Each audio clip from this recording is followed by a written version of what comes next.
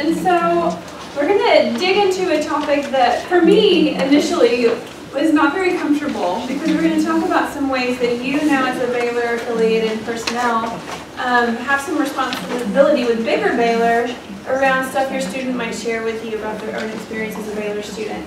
And so my initial reaction to some of this was, wait, no, that's confidential, she trusted me, I don't want to have to share. But when I met with our speaker that I'll introduce in a moment and heard more about the intent behind the law, the way she's carrying out the law, and the way she would interact with students when this became an issue, really made me feel much more comfortable and assured that the student's best interests, agency's best interests, my best interests are all a part of what she's working to do. So I hope that this will inform you as a field instructor for Baylor students and equip you with this not being an issue that you would hear later or hear very minimally and feel weighty about in your role with our Baylor students. So I appreciate you making the time for this today.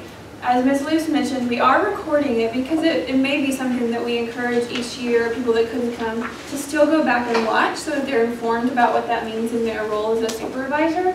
And so to make it still something that we can discuss and hear your questions, but if there's some potential nervousness around your voice or face being tied to certain questions, you'll see that there's some green slips of paper on your table. And so there will be an intentional question. We can have that discussion at any point, but there will be an intentional piece of question and answer time a little bit later in our time together today. And so if there's particular questions that arise for you that you want us to discuss, there's a way to just write that down and we'll come gather them all up and have our speakers be able to address those questions in a way that might feel a little more comfortable and efficient and those kind of things. So I am excited to introduce you to a couple of people who are leading our discussion today. One is Sarah Doral-Ritter, who is waving from the front.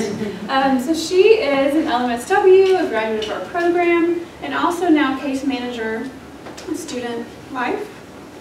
Okay, I figured I would mess up the department, but I didn't. Yay! So she is often working with our students that are struggling as human beings with life when it comes their way as a student, and there to support them and walk through situations like what some of the stuff we'll talk about today. So she's here to help talk about her role in the situation, but also help us field some of that. What does that mean as a social worker? What does that raise for us as a social worker? Because she is herself a social worker.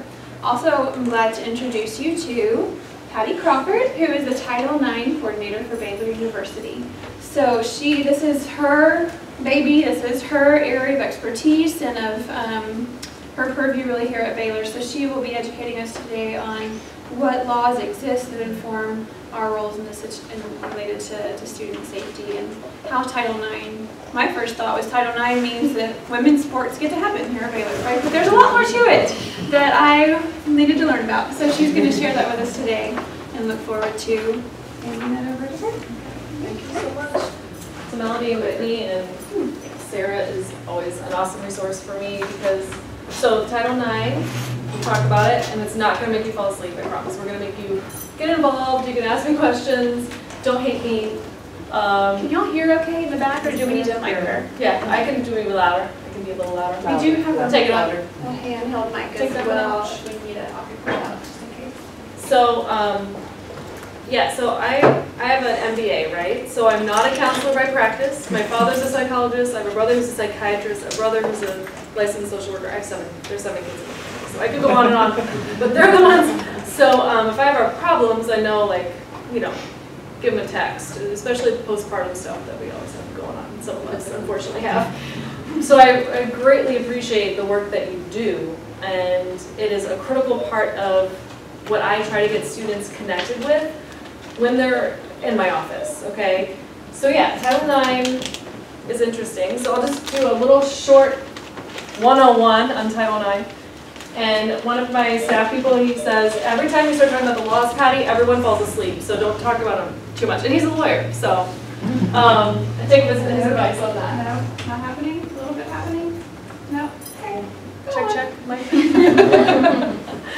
If I have a microphone, I usually sing, so it's probably better that that's not good either. It isn't? It's on. Now she hears you? Hello? In the back. No? There. A little bit. It's I working can in the see back. you in it and just test it and play with the buttons. No, is it helping a little or not really? No. Okay, are y'all able to hear her though, okay? We're fine with Okay, that? I'll just make sure I don't keep it up. But microphones always help, so don't feel bad if you want me on a semi-working microphone. That's fine. Maybe just wave if you start to not understand back there. Okay. So Title IX, does anyone know? You said athletic equity was what Melody said. It's My very, that's understanding true. of the law. That is a very important part of the law.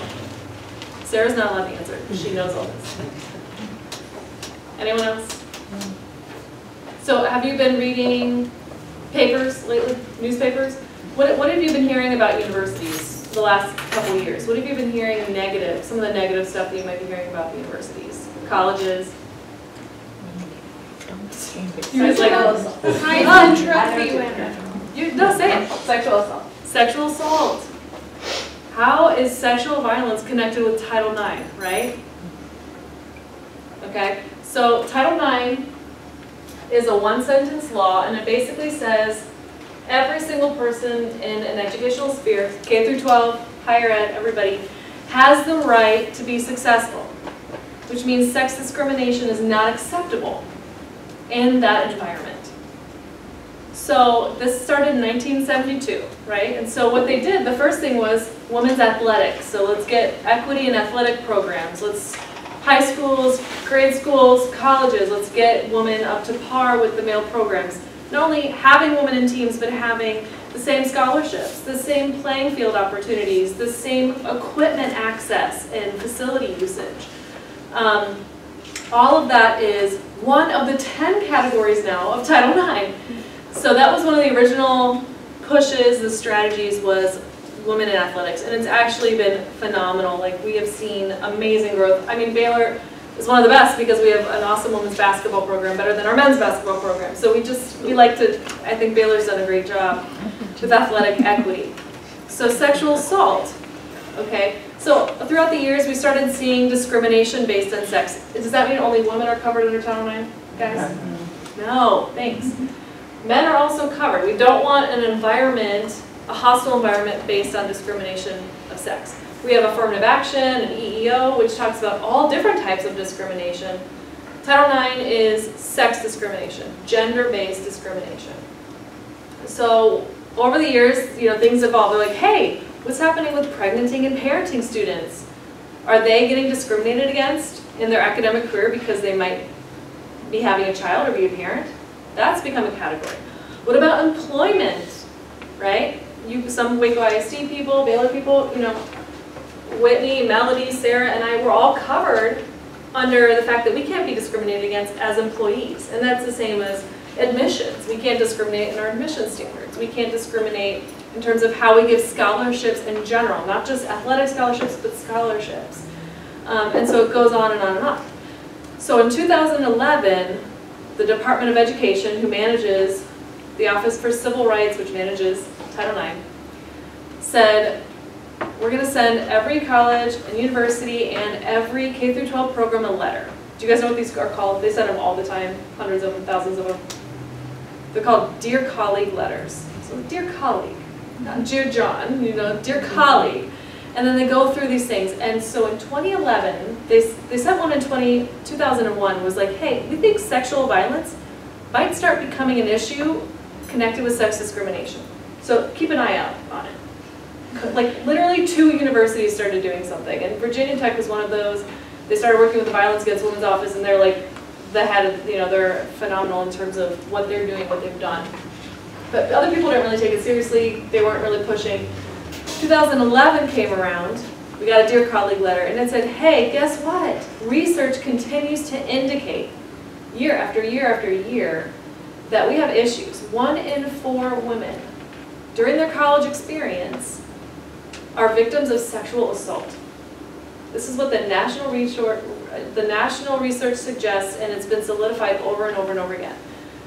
And 1 in 5 women will experience an attempted or completed rape during their college experience. So sexual assault doesn't have to be rape, but there is other types of sexual assault, right? So we got the 1 in 4, 1 in 5.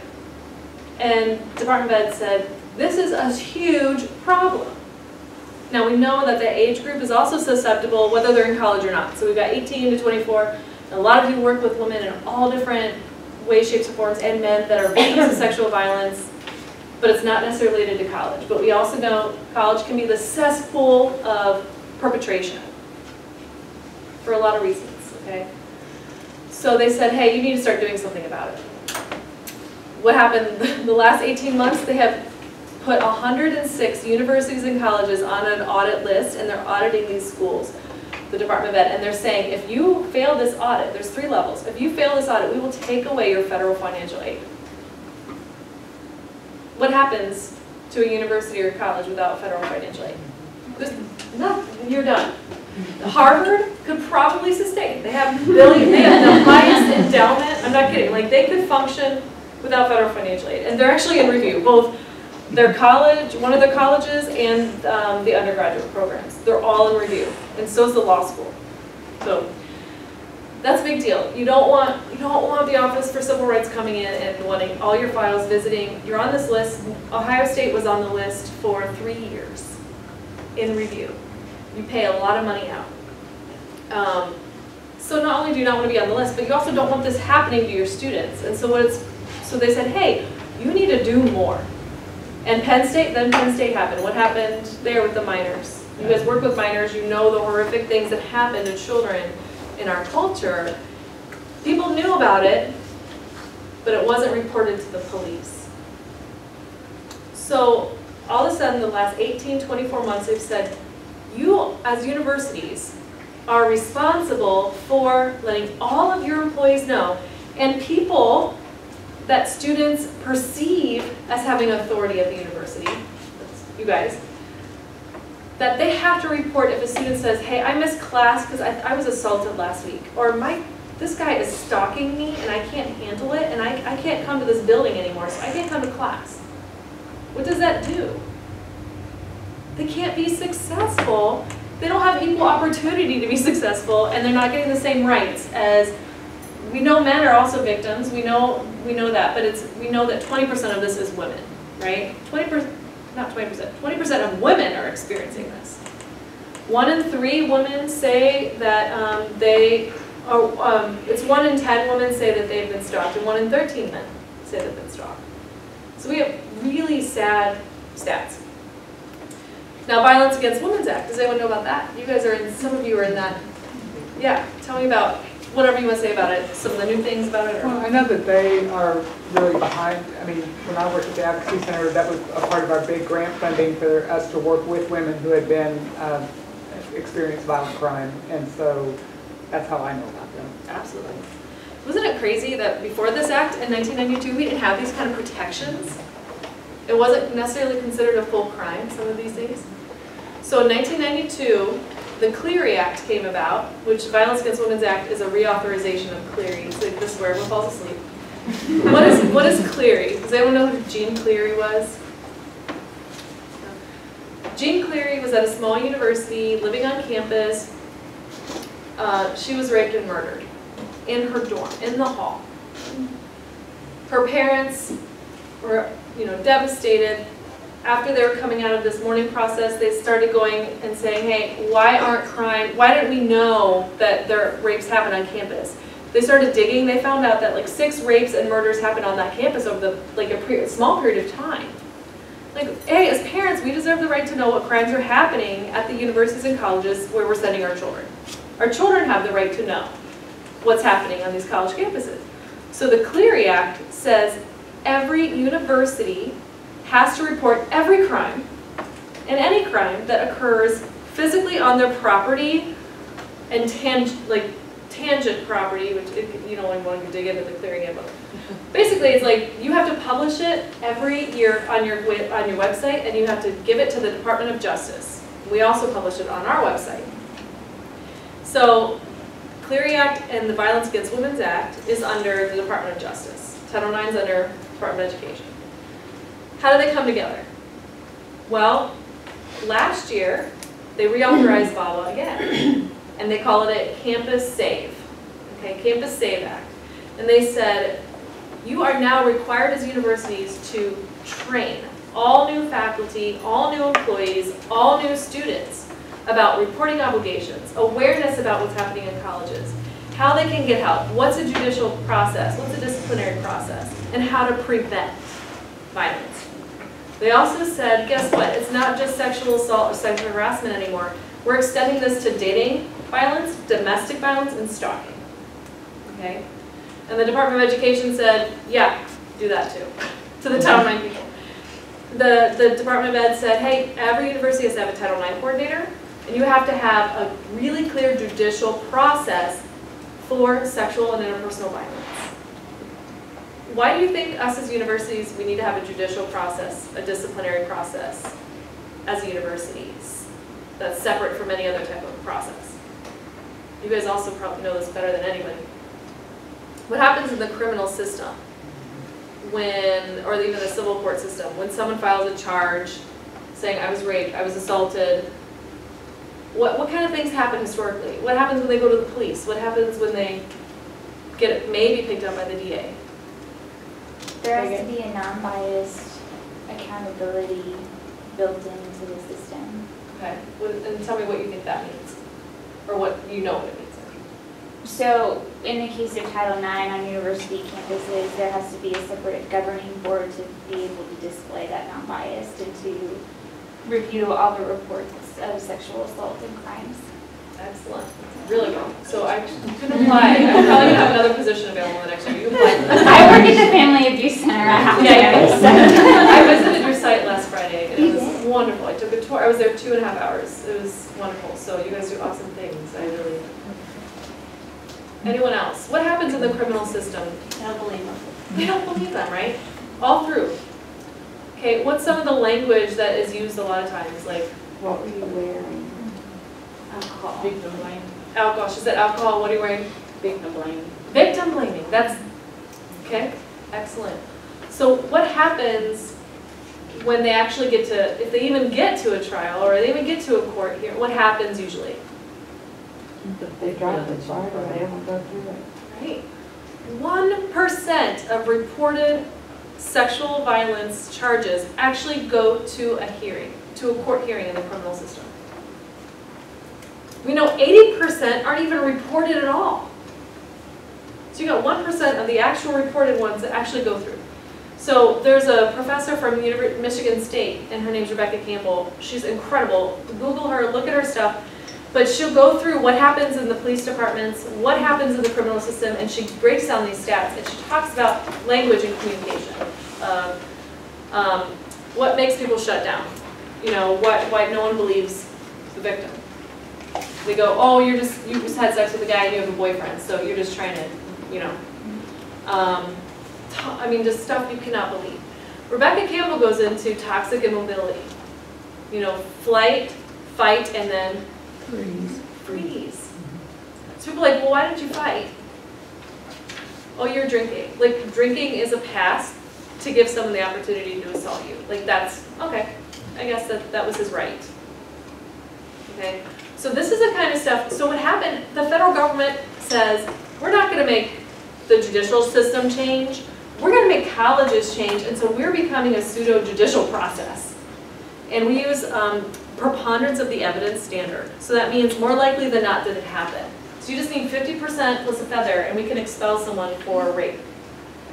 And that's, you know, all the different categories and areas. Not all of them will be expulsion, but we can do a lot of things. And so until a woman decides, or a man, who's coming and talking to me, they need to know their rights. They need to know their rights to access Sarah as a case manager. They need to know their rights to access our counseling center. They need to know the rights about our medical center, our community resources. A lot of your organizations are in my resource guide that I give to students, and that our faculty will be giving to students. And I'll give you guys some at the end of our conversation. But they come to me and they're not ready. They're like, I cannot file criminal charges. I'm not even sure if I want to tell you his name. I don't want him to get in trouble. Okay. Don't worry, this is between me and you right now. What do you need to be successful right now? Do you feel safe? It's always where I start. You don't need to tell me what happened to you, because I know that that could be very painful. So let's just start from there. I'll tell you about me. I'll tell you what Title IX means, about you being successful, what options we can give you. So I'm going to go through that a little bit with you guys, and tell you what is reportable, what's your responsibility for reporting, if you feel like you even have one.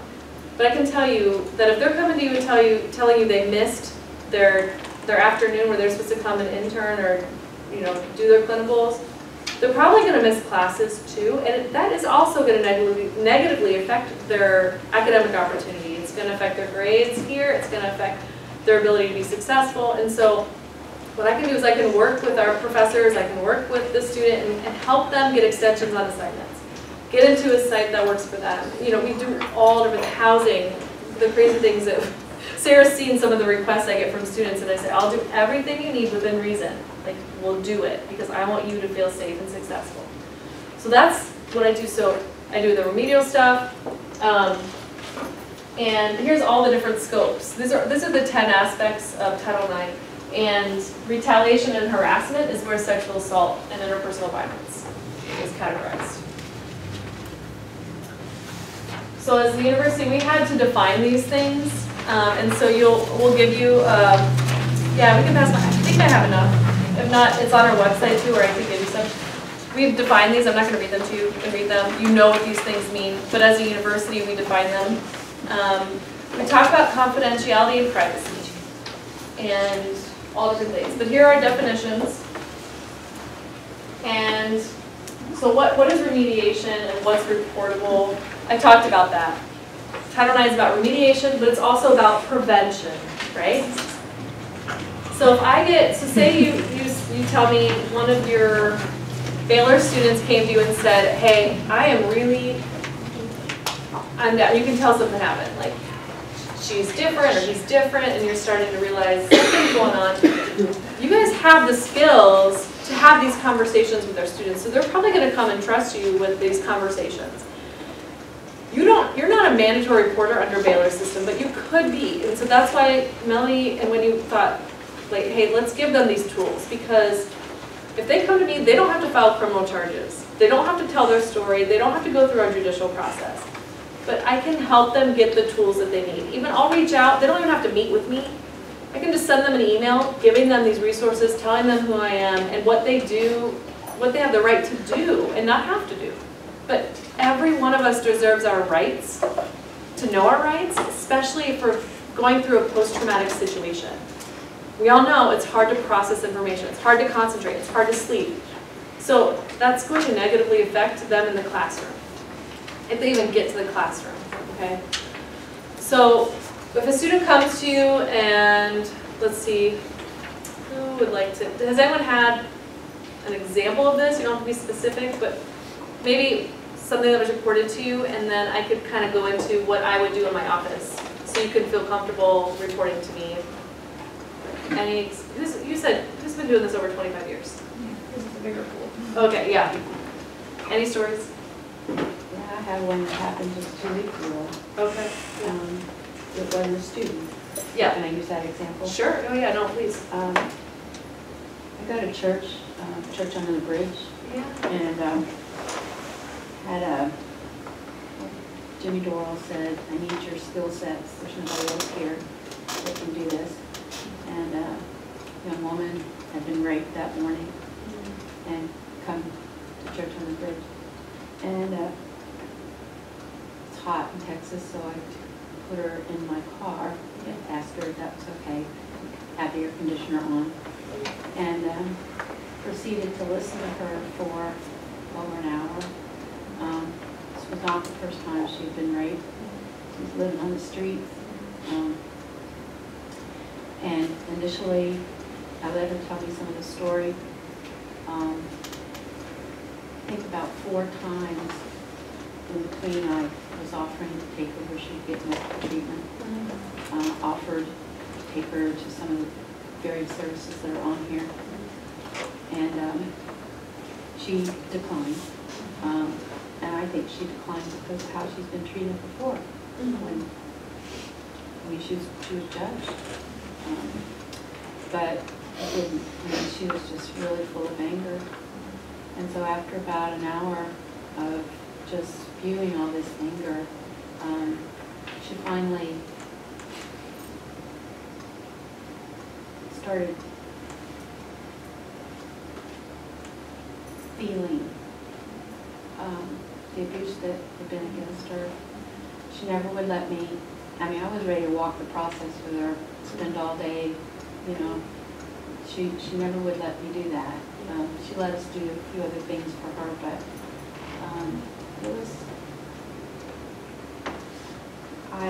it was frustrating being in my social work head because I knew what I thought she needed, but to allow her to make those choices was what I had to do, and she would not allow me to do anything more than really listen and do some minor things for her, but that was hard.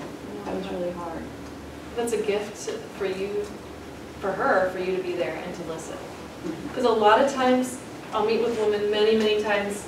All of us have done this, you know, in our field, and you've done it a lot more than I have because I've only been doing this 7 years. But you meet with them, and in the end, it's like there isn't anything I can do because they don't want it, right? Or the things that they want, then they realize they don't want to go through that, right? And so in the end, I'm like, well, tell me how I can support you. Like, what kind of team do you want me to put around you? That's a lot of the conversation for me is, because I'm not a counselor, I tell them I'm not a counselor, what kind of supports can I build around you in the way that you can feel like you can navigate this? Do you want me to make a plan with you? You know, MBA, strategic, I gotta like think about that. If they don't want that, great, I won't. But in the end, usually they say, thank you for just listening, because I find you feel heard. And it's hard for us, the doers, or the ones that know the process, we want to just do it all. And I assure you that when I meet with students, I don't take it there. I don't go beyond that. The only time that I would, now the federal government tells me this, and I do have to tell you this, the federal government says if you see a threat to the campus or the university, you need to investigate even without the complainant's choice, right? I haven't done that yet in my career at Baylor. I've been here 8 months, so I haven't done that yet, but we will, because why we centralize this information is because one woman comes to me and says, hey, so-and-so, I think you did this, I don't understand, I was drunk, I don't remember, blah, blah, blah, I don't want anything to happen, but my professor told me to come to you. And I'm like, okay, what do you need me to do? So maybe they'll change their housing, we'll change housing, and we'll get them extensions and all the things that they miss on their assignments with their professors without them having to tell the professor the story. I'll manage that for you. I don't tell them anything about your story, but they know because in Title IX, they should do it, right? Within reason. Do that. 2 weeks later, I have another one that comes, says the same person's name, same address, or he was part of the same association. A third person comes, same person, or association, or address. They don't know each other. They, you know, as far as I know, they don't have anything against them other than the fact that they were assaulted by them. So I say, hey, can I tell you something? I know 2 other reports similar to yours. It's not safe, and I don't want you to feel like you have to go through this, but I can go through judicial process. You can be anonymous, and I can charge them on behalf of the university. And they'll say, wait, someone else? You know, someone else reported? Yeah. Someone else reported. Okay, yeah, I'll do it. I'll do it. And then almost every time they want to be fully part of it with their name. Because they're like, I'm not crazy. This guy did do this to me, and he does practice. And this is so sweet. Baylor students are so beautiful. They're always, all the one I've worked with, they say, let me be the strong one, and maybe I can encourage the other 2 to go forward too. Like, that's there. Like, hey, you're already strong. Like, you don't have to go through this just to say that you're strong, but hey, I'm here, like, let's do it. What do you need? And we are trauma-informed in the way we have hearings, so the perpetrator and the victim, which we call complainant and respondent, we never have them in the same room again. They never have to see each other. They don't have to come to the judicial process. We have a single adjudicator that meets with them with an advisor if they want, and reads the report in advance, and then asks questions, and then a finding is found at the end, and a sanction.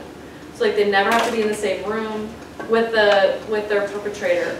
Okay, so we are really sensitive to those things. No cross-examination, all that. So that's what we have to look at. This is what that means. That campus climate thing. What does it look like? I had to cease and desist an entire club because of 5 reports I had, but only one of those women wanted to go forward. The other 4 said, no, I don't want to do the anonymous thing. I said, okay. But I knew I had to do something, so we just shut them down. We shut them down. And it was interesting because the guy who we were investigating, they didn't even know. But the guy sent them all a text and said, don't talk to Title IX. My lawyer told me don't talk to Title IX. And they're like, okay, you're kicked off the team because we just got cease and desisted and we're missing all of our final meets and all of our accolades that we're getting because you messed up and so you're kicked off. So they started weeding themselves out, knowing, okay, we obviously some violations going on, our gig is up, and even though I didn't do it, I'm responsible because they're doing it in the name of our group, right? And so there's, you know, when a student comes to me and they're like, oh yeah, my friend told me like I should have known that I was going to get raped at the blank house. Like, okay, that's campus climate to me, right? And so someone's got to do that. When I was at the Advocacy Center, I was working, I was there also on last Friday, and we were talking, I said, let's build a relationship, because you're trying to, you know, the Family Abuse Center is doing all this, you're doing all this, we as a university are trying to do this, let's build a community, you know, let's keep building this community for these women that we have, these men. And they're like, you know, the one thing that makes us crazy, Patty, is that we'll get different women coming in, or doing case management, but it's the same guy's name. But we can't do anything. We're like, why does Baylor still have this guy? I'm like, yeah, we have him because I don't know. Like, I don't know who he is. And students have amnesty in my office. So if they were drinking, they had some consensual sex, they were using soft drugs, they're not, them as a victim or as a witness, I'm not going to turn them around to the conduct office and get them in trouble. Like, they have amnesty. Sexual violence is way more egregious than these other elements. So I was trying to reiterate to the Advocacy Center and the Family Abuse Center, like, they don't have, I'm not going to Judge Starr, okay, like with their name, like, she's been partying a lot, you know, it has nothing to do with it at all. It's just, she's protected, okay, and we'll take it as far as she wants. Like, it was funny, I was working with a woman and we were trying to ID the individuals that she was working with, and she was so sweet, but it just took her too far. And we were like, okay, you never want to talk to us again, that's fine. And she was like, no, I don't. Then I found out later Sarah was working with her. And so I'm so glad that we have a network of people supporting our students. So I'm like, yeah, and actually that was part of the reason why I assisted that program. So there are ways we can do things without women feeling victimized or re-victimized or re-traumatized, but we have a responsibility to build a strong community. So Sarah, you want to talk? Yeah, so I want to share with you, it's good to be with you guys today. Some of you I know, and so that's kind of fun for me, and be a social worker. And I work a lot with our students. There is a good chance that maybe one of your interns will end up in my office one day. Hopefully not, but sometimes they do. So hopefully they find it a supportive place. That's kind of my goal. And so I work a lot with all of our campus partners in what I do, Title IX office, the counseling center, which I work a lot with here in, and I'll try to work well with all the different departments. And so one of the roles that I do at the university, I do work a lot, unfortunately, and we end up meeting a lot with students who have been assaulted. And so I am a committee member on our Sexual Assault Advisory Board, which does all of our prevention and awareness campaigns. So our main goal at the university, as you can imagine, is that a student never has to get to Patty's office, because we prevent that from ever happening. And I want to share with you a little bit about what we're doing, because I think this is the messaging your students are going to hear, and this is the mind they're going to be coming from. And I also think you as social workers will find it interesting, because I did. So our prevention and awareness and risk reduction kind of programming, it's really an empowerment model. So a couple things we stay away from, which you guys would all know this, right? Victim shaming. When I was at Baylor, I went for undergrad to Baylor and did my graduate degree elsewhere. I have this vivid memory. I was in Coconut because I registered way too late, and that wasn't the cool dorm at the time. I don't know if you know the cool dorms, but Coconut was not it. But I have this vivid memory of being told that all of the women in Coconut had to go downstairs in the basement. So we went all downstairs, and one of the female police officers at the time came and basically told us, if we go to a party, we're probably going to get raped. If we drink any open containers, we're going to get raped. And if we run the bear trail at night, we're probably going to get raped. And to not do all those things. So I came away from that thinking, wow, like, you know, it's all on me. It's my responsibility whether or not I'm sexually assaulted. And so that's, you know, victim blaming. We try really hard to stay away from that and get out of that mindset. And we also know, and the research shows it doesn't work. I mean, that's the bottom line. That kind of approach to prevention doesn't work. The other approach to prevention doesn't work is talking with just men about how to gain consent. So when Patty was kind of talking about climate trends, one of the things we do know from research statistics, we call them the 5% guys. So some studies have shown that about 5% of the guys are committing multiple assaults. So it's not like this, oh, there's tons of guys out there who are just assaulting women left and right. These are men that are kind of grooming women or putting themselves in a certain situation. And it's fascinating because since I've been at Baylor, and I think especially when working at Patty, you can see those trends. You can see how they groomed women or invited them to certain parties or had certain alcoholic beverages available that were spiked in certain ways and separated people. I mean, it's a very strategic thing that a lot of these men do. So our, campaign to get consent, I mean, the guys who are really worried about consent, these are not the guys who are going to sexually assault people, right? They're not the ones who are going to rape people. It's the guys who are really strategic about it that we're going to worry about. So the approach that we use is based off a model from Dr. Dorothy Edwards. She's out of Virginia, and she created a model called Green Dot. So most of our prevention, awareness, and risk reduction is based off of this model.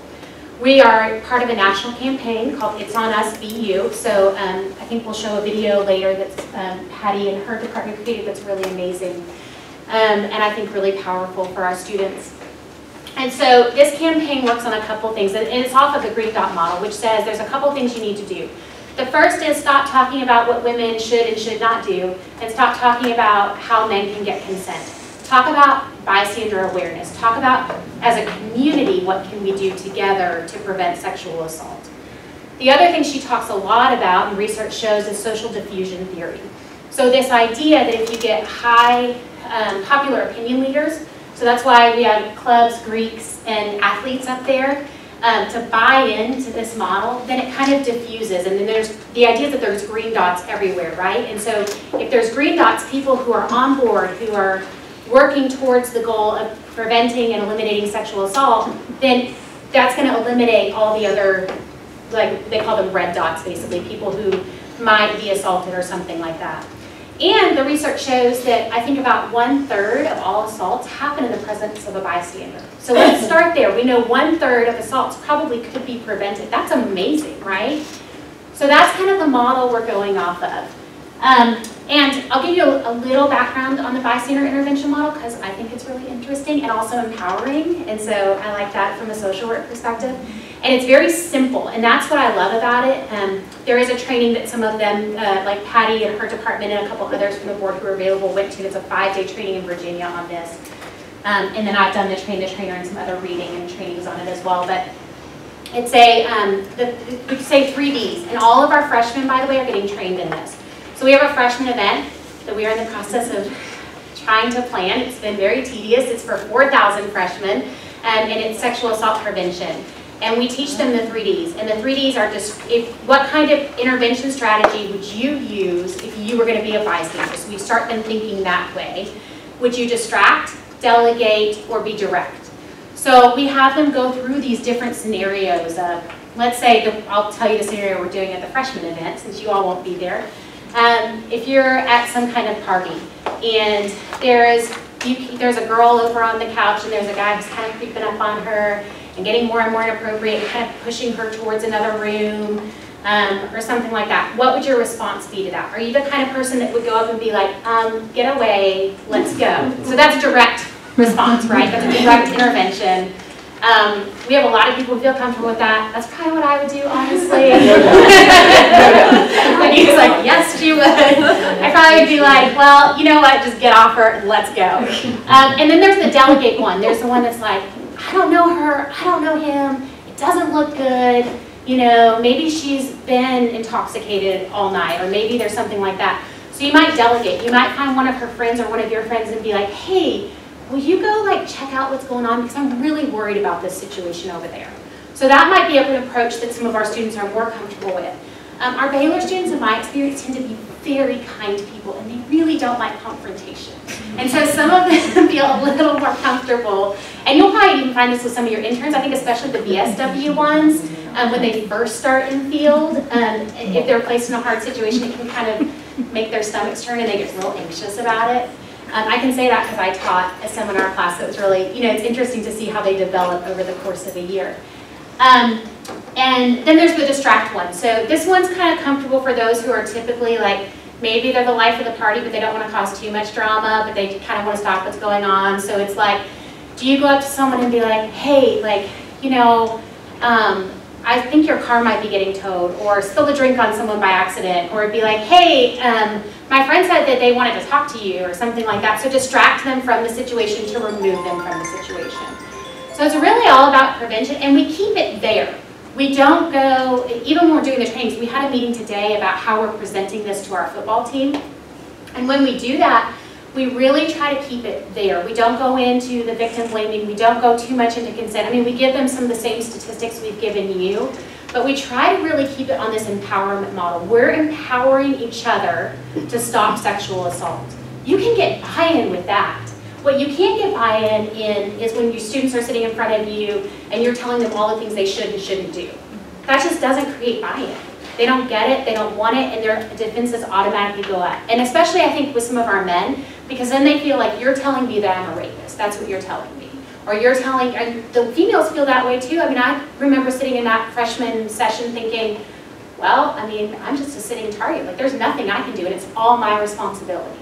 So we really want to take that away, and we want to create a culture that gets away from this kind of victim blaming, so that when people do end up, if something does happen and they end up in Patty's office, they don't feel so much shame. Because the women I work with, and I'm sure a lot of you at UC Center, Family Abuse Center, and other places, I mean, the women who come in and meet with me, there's so much shame associated. Well, I know I shouldn't have been drinking. I mean, I've had students tell me, well, I'll talk, did you tell your parents or something? Well, yeah, I told my mom, but she said that I just shouldn't have been, I was at the wrong place at the wrong time and I shouldn't have been drinking. And that's just not, that's not okay. That culture isn't okay. And so we want to fight that. The director of our counseling center always uses this phrase, which I like, and we use sometimes that drinking is not a rapeable offense. So, I mean, it's true, right? We want to create a culture where it's not about, we're not addressing what she did, we're addressing the overall behavior. And we want people to feel comfortable with intervening and know that they can take a stand. Because also what will happen with men and women, a lot of them, the women will be like, well, I don't drink, so I'm probably not like, ever going to be assaulted, so they'll check out. And then the men will be like, well, I would never assault someone, so I don't really need to worry about it. But what you're saying is, when you're doing this kind of approach, is that no one gets to check out. Everyone has to engage. Everyone's a piece of this, and we can all do this prevention effort together. So we are doing, oh, I did the clicker, huh? Sorry about that. So we are doing all new incoming students. Do you want the proactive side? Do you want to say it? Okay. Or do you want? Yeah, so the other part of Green Dot that's really cool is we talk about how you can intervene, right? Like retroactive or reactive efforts. But then we know that violence just always keeps going. Like, you're not going to really stop violence. You can stop a third of these violent experiences. What about the other 2/3? Like, what gives perpetrators an opportunity to do this? And we all know that's a very loaded question. So in college, we're not going to change those 5% of guys. Like, we're not going to change the perpetrators. Probably they're there psychologically. Like, they're already there, right? But what do we do about a culture? And so we talk, the last part of what we do with all the students that we're training is talk about, okay, what are you going to do proactively? Little things, like we can all do something, like, oh, we'll show you one proactive thing, the video in a second, or our first football game of the season is dedicated to our It's On Us campaign. So it's dedicated, we have over 30,000 people that are going to see that Baylor's committed to not allowing interpersonal violence be part of our culture. That's a proactive effort. Or a guy a guy who goes back from our training and talks to his friends. Is like, hey, I just heard about this thing. It's kind of 3Ds. Like, I think I kind of saw that last weekend. Let's not let that happen again. That's proactive. Tweeting out Dorothy Edwards, something about Dorothy Edwards, who's the Green Dot person. Those are all little proactive things that are also creating green dots that don't have to cover up the red. They actually make no space for the red. So that's the other Yeah, so it's this idea of that social diffusion theory, that you can do that and you can change the culture and the environment that already exists. And that's not just at Baylor, right? Like, that's a cultural thing that I think many of us, even in our agencies, kind of struggle with at times. And so, but it's that idea that it's not okay, and the way we treat each other and looking out for each other is an important thing to do. We are training, so all athletes will be trained by September. So that's a current initiative that we have going on. We have football coming up in a couple weeks. We've done volleyball, soccer, we have equestrian coming up. So basically, basketball has been done. So all of the athletes will be trained in this model of prevention and education. Hopefully to get them on board, because we want their buy-in, right? Because they matter. Because when you're looking at Baylor, when I went to Baylor, it probably didn't matter what the sports teams thought was cool or not, because they just weren't that cool. But now it matters, right? People look up to them, people want to be involved, people see what they do and how they respond, and so getting their buy-in is an important piece of this messaging. And then of course our clubs, particularly our Greeks. Greek life is really important to a lot of folks at Baylor, and even though it's not the majority of people, it's very visible. So getting their buy-in and talking with them, not just the sororities, but the fraternities too, right? Like getting buy-in that, yeah, this is what we want for our campus and our community, and we want a cultural shift. So that's happening, and then of course our new freshman event, and then also all the freshmen will be required to go to this event and also do an online kind of training tutorial kinds of things before they're cleared to register for the next semester. So so hopefully this will get out to everyone on campus. This is the second year for doing freshmen, so all sophomores and incoming freshmen will have had this mandatory training for Title IX and sexual assault prevention. And it's a really cool program, and we have a lot of people that are really passionate about it, and I think there's a lot more to come from it. We even do part of what Dorothy Edwards talks about in this green dot model is marketing, and that's really important, and Patty's office has done a great job with that. The brochures you see in front of you, pens, you'll see It's On Us t-shirts all over campus, hopefully, starting soon, because all the freshmen will get them, peer leaders will be getting them, staff will be wearing them. You'll see our It's On Us logo, you'll see the video that we're going to be showing in a little bit. So hopefully it'll be something that, from a marketing perspective, that's part of the social diffusion theory, is getting the word out. And people aren't going to be like, well, what's that? They're going to know what it is. And that's one of the benefits of being part of a national campaign that's actually coming from the White House. Is that it is more well-known, and people hear it and say, oh, I know about that. I know that's what's going on in our community. So, what's reportable, what's not? I think Patty and I can kind of tag team this. I will say something about the academic success in particular. In my experience, I have worked with quite a few students who have been assaulted. So here's a couple ways it can go. The student may come to Patty and I may never know about them because that's all held in her office and she doesn't tell me all the people that have reported to her, right? Because she wants to keep it as confidential as possible.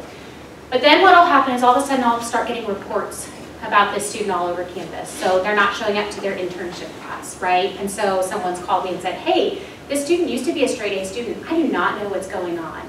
Or maybe they live in the halls and their hall director calls me and says, Sarah, the roommates are concerned, the student won't get out of bed, has been in bed for 3 days.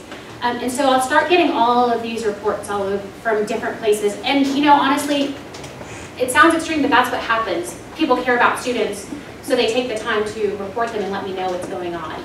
And so oftentimes I'll get them in my office.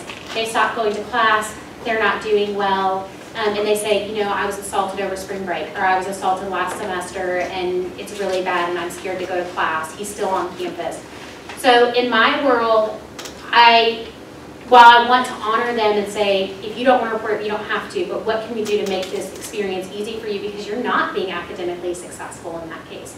I mean, I have students who plan on going to medical school, but because they had an assault happen to them, their GPA was in the toilet for 2 semesters, and they just couldn't recover from that. So these have long-term consequences in so many different ways, not just emotionally, but academically. So that's why my role is to help, and then I try to get them to Patty, so at least they can figure out their options or feel empowered to make the next steps of decisions.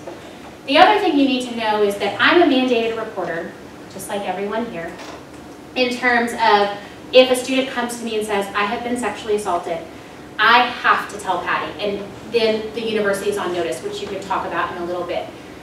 So sometimes that can feel a little bit awkward because a student has often come to me because they're in crisis, because they're not going to class, because they're not making a straight A's anymore, and they'll tell me what's going on with them.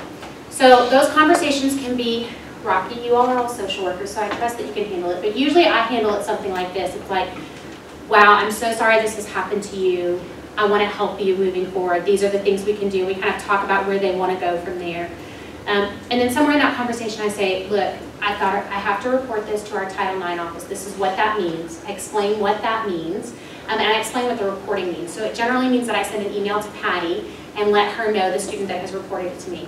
I also let the student know that, hey, you're probably going to get an email from Patty, and she's going to give you some resources and offer to meet with you. You do not have to take her up on that offer. I would suggest that you do, because she's great and she can be really supportive in this process for you. But if you're not at that place, then you can just trash the email or keep it for later, in 6 months down the road. If you decide that you want to meet with her, you can. But I make sure the student knows there's no obligation on their part to do anything else. But I do have to report it. If I have a student that's in my office that has kind of danced around this notion that maybe they have been assaulted, especially while it's been at their time at the university, I will say something along the lines of this. I'll say, hey, I want you to know that I want to keep your information as private as possible. But there are some things that I have to report, including sexual assault. And I want you to know that ahead of time, because if that's something that maybe has happened to you, and you want to report it, then I want to help you do that. But if you're not there yet, then let me get you to the counseling center or another agency that can help you with that before we have that conversation. Because I want to give them as much control. And then that gives them the opportunity to step back and think, do I still want to go ahead and tell her this information? Or do I want to take her up on these other resources? And then at that point in time, the student can decide.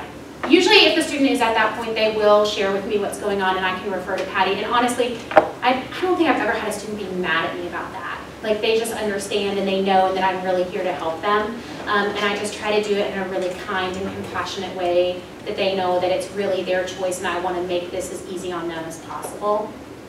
And that if they are struggling with academic success issues in particular, especially if the guy that assaulted them is still on campus in one of their classes.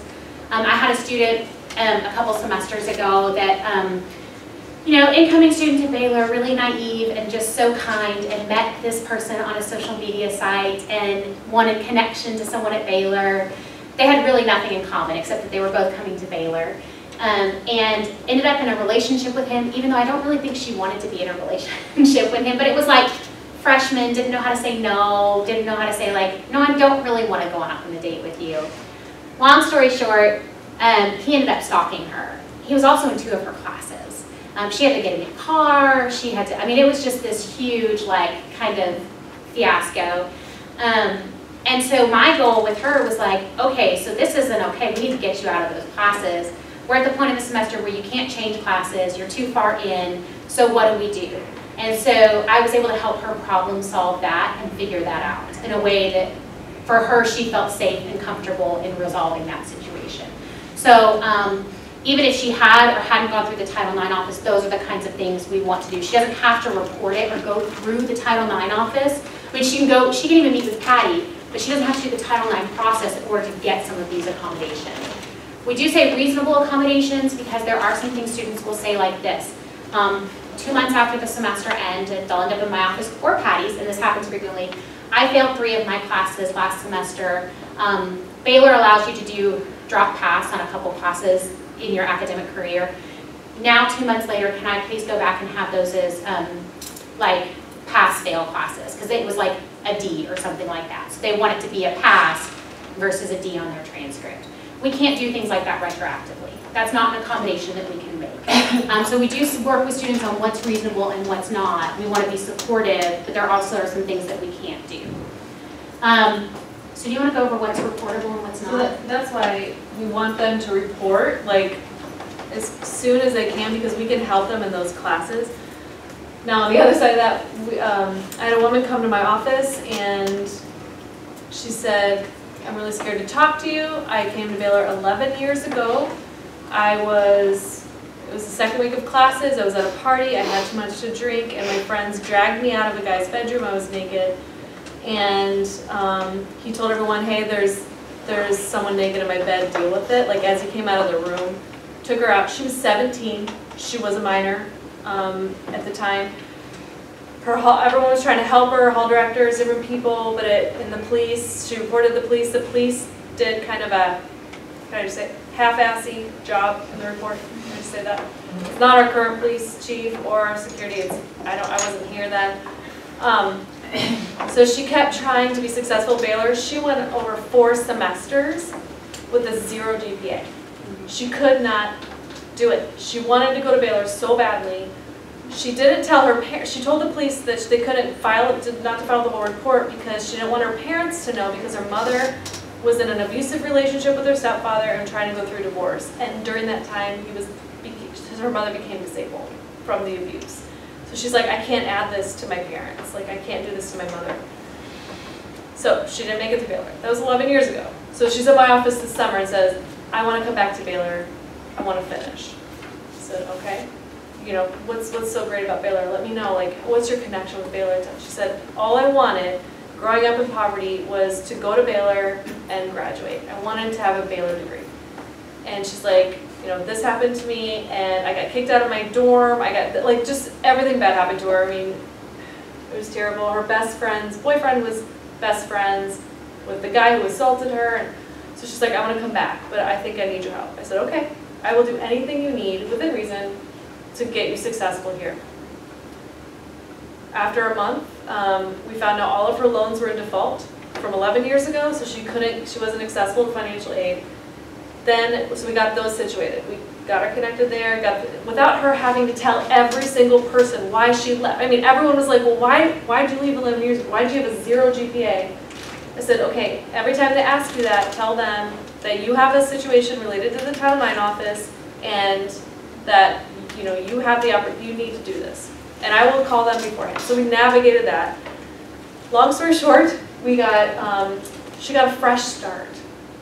I pushed, the provost office worked with me, they're amazing. We gave her a fresh start. Because if she has a 0 GPA, even without loans in default, she has to get it up to a 2.0 to have access to financial aid, and that would have been impossible. It would have taken her 2 years of straight A's to get it to a 2.0, which meant she wouldn't have financial aid for 2 years. Tuition of more than $40,000 a year. And she also told me that when she first came, she was under full ride. She had half a scholarship from Baylor, half a scholarship from the state of Texas. And I said, okay. So I took notes of that. I worked with the provost office. We made sure the guy was not associated with Baylor anymore. So I made sure of that. And she texted me last week and said, Patty, this is more than I could have ever imagined. Thank you so much. And I knew what? We got all of those scholarships reinstated from 11 years ago. And the provost called me and he said, Patty, I trust you. You don't have to tell me what happened, but how do I know she's going to be successful? Like, I can't do all this if I don't have some assurance from you that she'll be successful. And I said, well, she told me she wants to meet with me at least every month, and I'll take her to coffee. I told her to take her to coffee and just make sure she feels, she's my age, we're the same age. I said, I want her to feel safe, I want her to know that Baylor cares, and you know, just kind of see how she's doing. He's like, okay, if you promise to do that, I'll do this. And so, you know, so there is really amazing things that can happen, but if we can help them as soon as possible, then we can get them out of that class with that guy, or potentially if it's really dangerous, we can get him out of the class. So she doesn't have to change her classes. But that's a hard one, but we do it. So say you're in a situation, now think back in your work zone. Some of you work with sexual assault victims, right? Some of you work with abuse victims. Now a lot of you work with minors. Definitely never report that to me. Call the police and say the students. So, please God, I have 3 small children. I can't do what a lot of you do. It's hard enough. But say you have one of our Baylor students come into you for case management through the Advocacy Center. Is that reportable to me? No. That is confidential. It's 100% confidential. If it's one of our interns that comes to you in the work scope and they say, I'm sorry I missed work yesterday, I'm getting stalked by this guy and I'm trying to avoid him and he was following me around, I just couldn't get to you, then you have the conversation like Sarah had. Okay? What if one of your interns is supposed to be filing that day at the Family Abuse Center and sees one of her sorority sisters' names in a file? Is that reportable to me? No. No. That's her confidentiality within the scope of your work, of your internship, okay? So don't think that you have to breach your confidentiality with your clients, or that our students working with clients have to breach that confidentiality. That is confidential. We have also confidential in our resources on it. Like Taryn, she's confidential. Our counseling center, 100%, they don't report to me. They're not mandatory reporters. Our medical center, 100% confidential. They don't report to me. And we have one spiritual advisor, Chaplain Bert Burleson. He is confidential within the scope. So I want you guys to know that do you have questions about that reporting? That is a weird place, yeah. I do actually have a question that's a little off topic, but I had a pseudo report from my student last year about another student who may have had something happen at home on a vacation. Yeah. So this is How do you report that on notice? On campus. Okay, so that's a great question. Anytime someone suspects interpersonal violence regarding one of our students, outside of the scope of what you guys do, like what the examples I just gave, they can call me, okay? Okay. Or I have an anonymous reporting option. Students can go in, not you as mandatory reporters, but students can go in and they can say, hey, I think I saw something in my fraternity. I don't want to talk, like I don't want anyone to know who I am, but like something's wrong. Like I went to this training, I feel like I got a perpetrator, someone's perpetrating and I had that this summer. Guess what? My little brother's a perpetrator, I don't know how to handle it. In a fraternity. He had the courage to go through this anonymous process, and we can talk inside the anonymous system. It's not part of Baylor, we pay ethics point for this, and they do a whole bunch of other ethics things, but this is really great for students. So like they don't have to identify themselves. We're getting a case management software where you guys as mandatory reporters and Sarah and everybody else can go in. Y'all can't use that system. Was that clear? Like, they can't. Oh, you cannot use the No. anonymous system. Yeah. But here's the other no, option. sorry. I don't like emails with this information in it. I come from Indiana University where everything's public information. Emails are public information. Did you have at my NSW. Yeah. Awesome. Who's yours? You're Indiana University, I'm IU. You're right. Yeah, same thing. Same thing. Yeah, that's Indiana. Sorry, we'll talk that later. excited. Yeah. So we have a case management software system where you can go to, we're integrating it next week, we're starting that. So instead of sending me an email or calling me, you can go on that and you just type in what your name is, what the scenario was, student's name, blah, blah, blah, and then it goes through this private confidential system and only I can see that. So that way it's not like in an email, that could potentially get subpoenaed, but it doesn't necessarily become public information. Never, never, okay? And emails can be part of a student's academic record. So I'm also very careful about what I put into emails and to who, even when I have students who are students of concern because of that reason. If their name is in an email, they could go back and subpoena as part of their academic record. So we do want to be mindful and careful about that. So in her scenario, hearing about a person totally disconnected from her, is that still something where she would need to get in touch with the field director or with you to say, I hear there's a maybe of somebody I don't know, that kind of thing? Or really just her students she's That's working what you with? feel most comfortable doing. If you worked full-time as a CL, a community leader, or an RA at Baylor, I would say, yes, tell your hall director and me, like, let's do this together, because for two reasons. Friends usually know what's going on. Like, they're a great resource. We can give the friend all the resource information and get it to her. She doesn't have to come to me. I don't have to reach out to her if it's not. Because then she'll be like, no. Like, I had a report, and it was something, and the girl, like, was so mad at me. She was like, no, that did not happen. It was consensual. And I was like, okay, good. I'm so glad. Like, that makes me so happy. Don't worry, I'll never bother you again.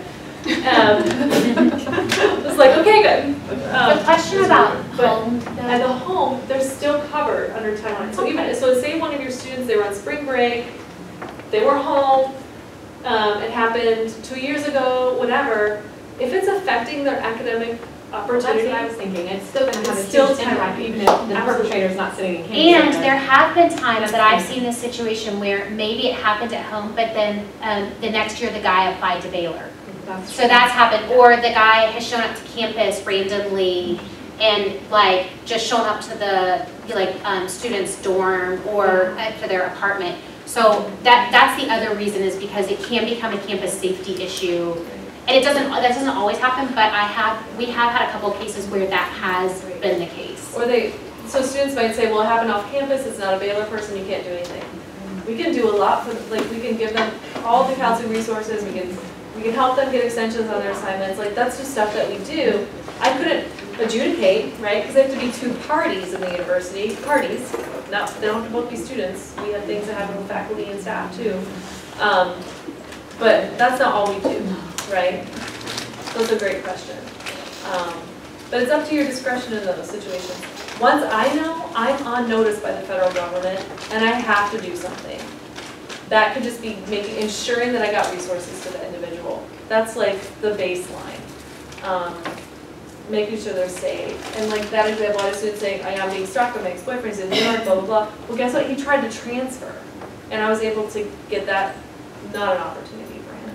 So those things that students will be like, oh my gosh, I'm so glad I came to you. Not that I'm great, but they're like, I thought you'd be this really old lady who would just tell me not to have sex. And I'm like, trust me, anything you tell me is not going to shock me. Your story is unique to you, and I value that, but tell it to me, because at that point when they want to. Because I can tell they'll hesitate at a certain point, and it's like, hey, if you've had sex with a guy before, that's fine. Like, as long as that was okay with you, that's fine with me. Or like, they'll be like, okay, he's blackmailing me because he has new pictures of me, and I'm so stupid, I'm so stupid. I'm like, the fact that he's blackmailing you is the problem. You know, okay, maybe you regret that, that's up to you, but like, he doesn't have the right to post that everywhere or to get into your social media and blast all of that like you're putting pictures of yourself out there. So the more I know, the better I can make a plan with them and protect them and work with our police department if they want Waco PD, work with our legal services and not Baylor's, but give them connected legal services so that we can get them what they need. And one thing, I don't know if we mentioned this, but I'm going to mention it for you, is that we don't discriminate. So even if it's a same-sex situation, because we do have those happen, transgender students, any kinds of students like that, they're not going to be in trouble. We don't make judgment about their sexuality. So if they have been in a relationship that has been abusive, or they have been assaulted in a relationship, or touched unwanted, I mean, we had several cases of like unwanted female touching, and so we're not making judgments about their sexuality. They still have the same rights as anyone else. I'll get a lot of anonymous calls. What do you do for gay students? Mm-hmm. Like, any person that is involved in interpersonal violence is a person that I'm going to help. So, you know, that's the amnesty aspect too. And a lot of that, I've had quite a few same-sex with stalking after they break up. You know, and so we've had some scenarios like that.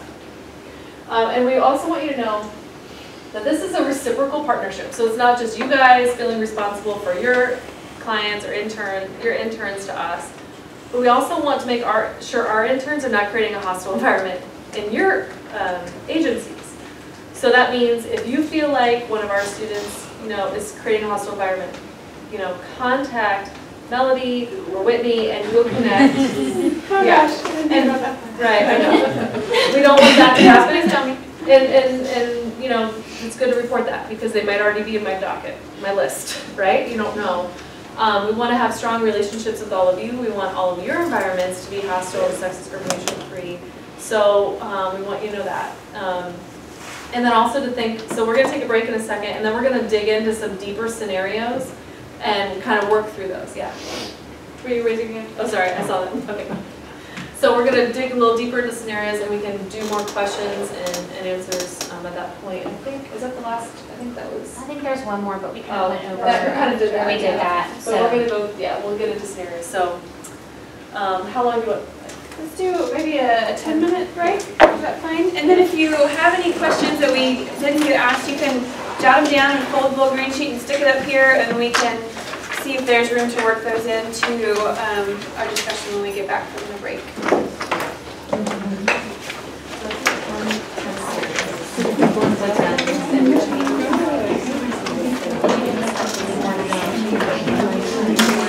I took out all the citing. All right, how's it going? Just change it to like. Okay, great question. Yeah. So what has this group? I'm assuming this group of students means the interns that you'll have. Okay. So that'll be So what has seniors and master's students. Yeah. Yes, right. So yeah, some that are in their second year of the program and some that are just starting fresh with us. So what has this group of students been told about Title IX? Okay, so that's a really good question. Nothing. That's an easy answer. Okay, so, but I have some, so they will learn. So, right, like Sarah said, all new freshmen are athletes. If any of them are athletes or in Greek associations, which they probably aren't, I don't know, maybe. Maybe a couple. Greek, yeah, okay. Grad students. So, so Greek, right now we're training the athletes. We're doing almost 30 trainings over the next 2 weeks. So we'll look really haggard over the next. If you see me in like in September, you're not going to recognize me. Which I still kind of look like that now. I have 3 small children, so I don't normally get much sleep anyway. But so then we'll start opening up to other associations and all Greek groups. So some of them might not even get trained until the spring, depending on when they're busy. You know, their women are going through pledge, or like they'll start pledging, and they'll like I don't know what Well, they do. stuff is. Yeah, they'll have our parties in October and they'll pledge in January. Or the fall parties. Fall parties in October, and then they'll rush and then they'll pledge. So that'll happen in the spring. I have a 4-year-old son who talks about farts all the time. So just Dorothy Edwards in Green Dot, she was like, don't go into training. This lady is incredible. She's hilarious. She's like, don't go into training, guys, like in a suit, and you're like, hey, I'm Dr. Dorothy Edwards, and I'm, you know, she's like, guys, I fart at the dinner table, okay? And I almost fell out of my seat, like I was laughing so hard. She was so funny, but like she makes it real, you know. She's like amazing, and she's very high claims and everything. So anyway, back to non-farts. These posters will be, and I brought these for this building because they were not brought here. And I don't know where you can or want to put them, but there's 2,000 of these all over camp that are getting put all over campus. Okay, and I can pass this around. You can see what it says. We're doing the It's on Us. We don't want it, like Sarah said, we don't like to scare people. We want it to be empowering, positive. It's just about starting the conversation because Baylor is a wonderful place. They started this office 8 months ago. They've been really amazing about getting behind this now. But it's a little bit behind. Like Baylor's a little bit behind some other schools. There are some schools way, way, way behind. But like I came from Big 12, and then I was at our Big 10, working at Indiana University. And then just this week I was in Kansas, working with all the Big 12 Town 9 coordinators, and there's some schools way ahead of us. They're also in review with the Office for Civil Rights, so like they got it, like they were scared and they were vomiting, and I was vomiting hearing the stories about it.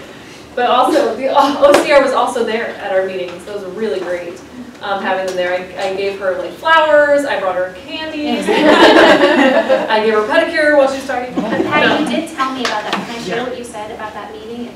Oh, yeah. I think one of the interesting things is that we're behind in some ways, and maybe we haven't caught up, but we are the only Big 12, Patty told me this, we're the only Big 12 school that's doing any kind of big freshman event like this, that's mandating our freshmen to come to some kind of thing like this, and investing the time and resources and money into it. So I thought that was pretty cool. Yeah, because we don't have to do that. That's something that Baylor has chosen to do. Yeah, and Sarah is like kind of the head of that board in so many ways. We That's could not we true. could not put it all together without Sarah and her logistical amazingness.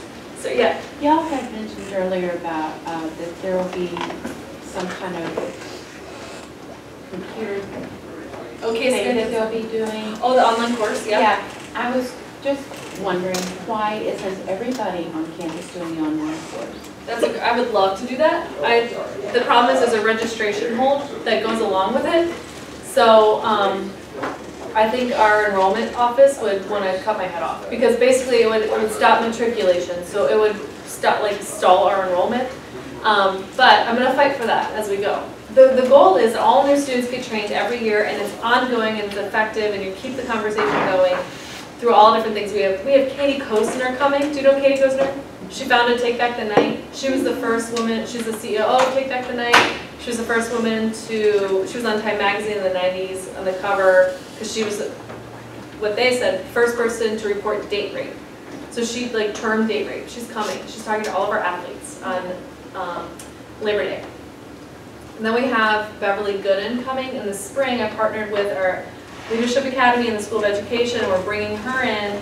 She started the hashtag Why I Stayed after that Ray Rice situation where, we had it on video that he was beating his girlfriend in the elevator, and then she comes out in a press, stands at the press conference and says, "It was my fault, I deserved it, and I'm going to stay with him."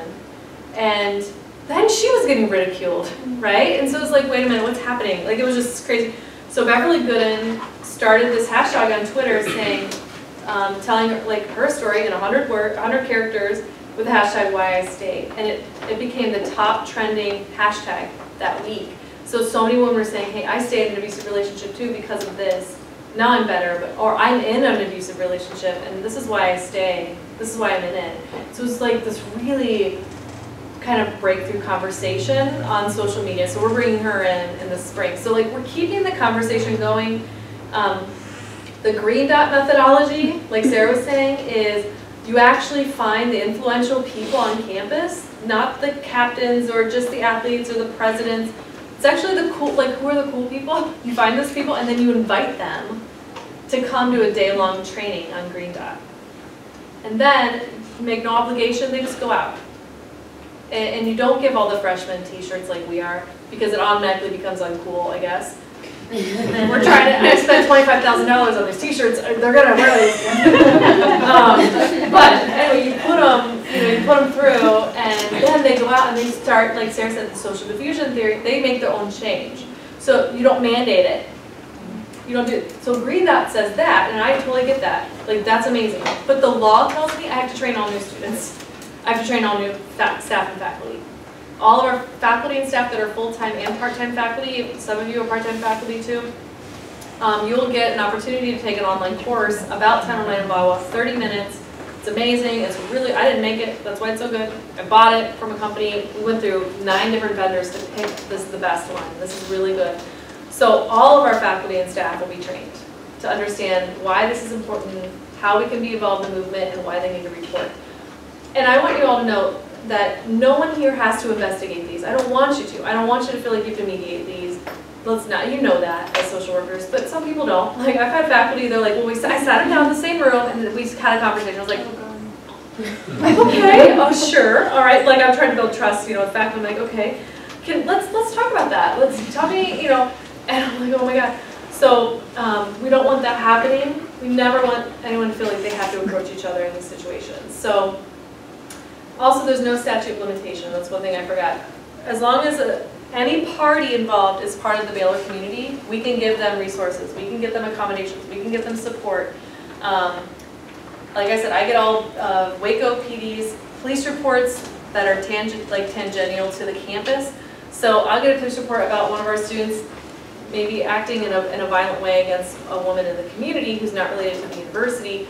I still pull him into my office. Like, he's still accountable for that action. I need to figure out, is he unsafe for our campus? Like, is this person unsafe? If he behaves in this way with this woman, what's the likelihood of him behaving? Of course, I don't have, no one knows, but I can make the decision because the university has the right to decide who we admit and who we don't, and who we keep. If we don't admit someone because they have under 28 ACT score, then I very well can expel somebody for beating the crap out of his girlfriend who's the mother of his child. So, I mean, that's the standard. I'm like, hey, you tell me I can't do this, but yet you kicked them off campus because they were serving alcohol to minors. Okay, that's kind of bad. But like, these guys are raping people at their parties. So I have the right to do this. And so Baylor's been like, oh, okay, yeah, sure. So that's the joy of being a new person. Patty, can I say one more thing about that particular question? We have, so with the seniors and with our incoming, and our Baylor seniors moving into advanced practice, or our new incoming advanced practice, we did talk to them about our faculty and staff obligation around Title IX to report around sexual assault and harassment. So they know if they come to us that we'll be engaged with Patty. What's new is the dating violence and stalking piece. Kind of have learned from as we prepared for this situation, learned that those have been added to what we're talking about, and also the conversations that led to this training, looking at your obligation as well, that will be newer. So the idea will be planted about Baylor personnel maybe needing to share this, but some of this will be new for that group. But Monday and Tuesday, we'll be working with our Houston and Waco incoming first-year MSW students, the foundation group, and we will be able to be much more clear with them that we as teachers as well as their field instructors and task supervisors are connected to protection of them and the campus in this way. So that group will hear what we're hearing today, you know, in a 5-minute summary for me with the rest of our things we're going over, but they'll at least know that you have that obligation. But the other group of students, they'll have a little bit, but not that full piece to answer more about that question. And then I will say one more thing to tag off of that is that the School of Social Work and Melody was kind enough to offer hours to BSW seniors and then some MSW students if they wanted to participate in our freshman event, because we're training peer leaders. So some of your students might have gone to our peer leader training and then participated in the big It's On Us freshman event, where they facilitate groups of freshmen to have deeper conversations about bystander intervention and what that looks like for the community. And that's about an 1.5 hour long training that they're going to get the first week of school. So they might have some hours. Come in with 5 or 6 hours. 5 or 6 hours from that. So then they would have heard some of this messaging that we're talking about tonight and kind of really be in the know about what's going on. So like also, if any graduate student teaches, I'll be doing a training to them. They call them teachers of record, and students see them the same as a professor. Like they don't know the difference. Like we don't know the hierarchy of higher ed. Even in higher ed, sometimes it's confusing. Full faculty, tenured faculty, part-time. You know, there's a big difference when you look at it internally. But students see all of us as a resource. So I'll be training them, and then also all of our community leaders, our RAs. I'll be training them next Saturday. So they're all upperclassmen, and then we have the peer leaders, like Sarah mentioned, 270 of those, and then Greek organizations, that comprises, I think, 20% of the student body. Yeah, just 20 to 25. 20 to 25. So like, we're getting there. There's going to be pockets that I can't hit this year, but we're going to find them and get there. Like, okay. This is a really good question. If a student says they've already gone to BU counseling, but do we still need to report to you? And yes, you do. Because I'm so glad they're good in counseling, but they're coming to you. So here's the thing, if they're coming to you, they're still not getting, not that the counseling center is giving them what they need, but they're probably because they're missing work or they can't get to class. The counseling center can't go out and make those accommodations. Like they can't go to their professors, they can't go to Melody, they can't say, hey, can we figure something out for the student so that they can be successful? That's outside of your scope, and you can't do that. You could, I've had some counselors say, okay, hypothetically, what would you do in this situation? And I'll tell them, and then they'll be like, okay. And then I'll get an email, will you come meet with me and the student? And that's fabulous, like the counseling center's trusting us to come in and empower these students with more tools and working together. So please report that. And the counseling center won't report it because they operate under HIPAA.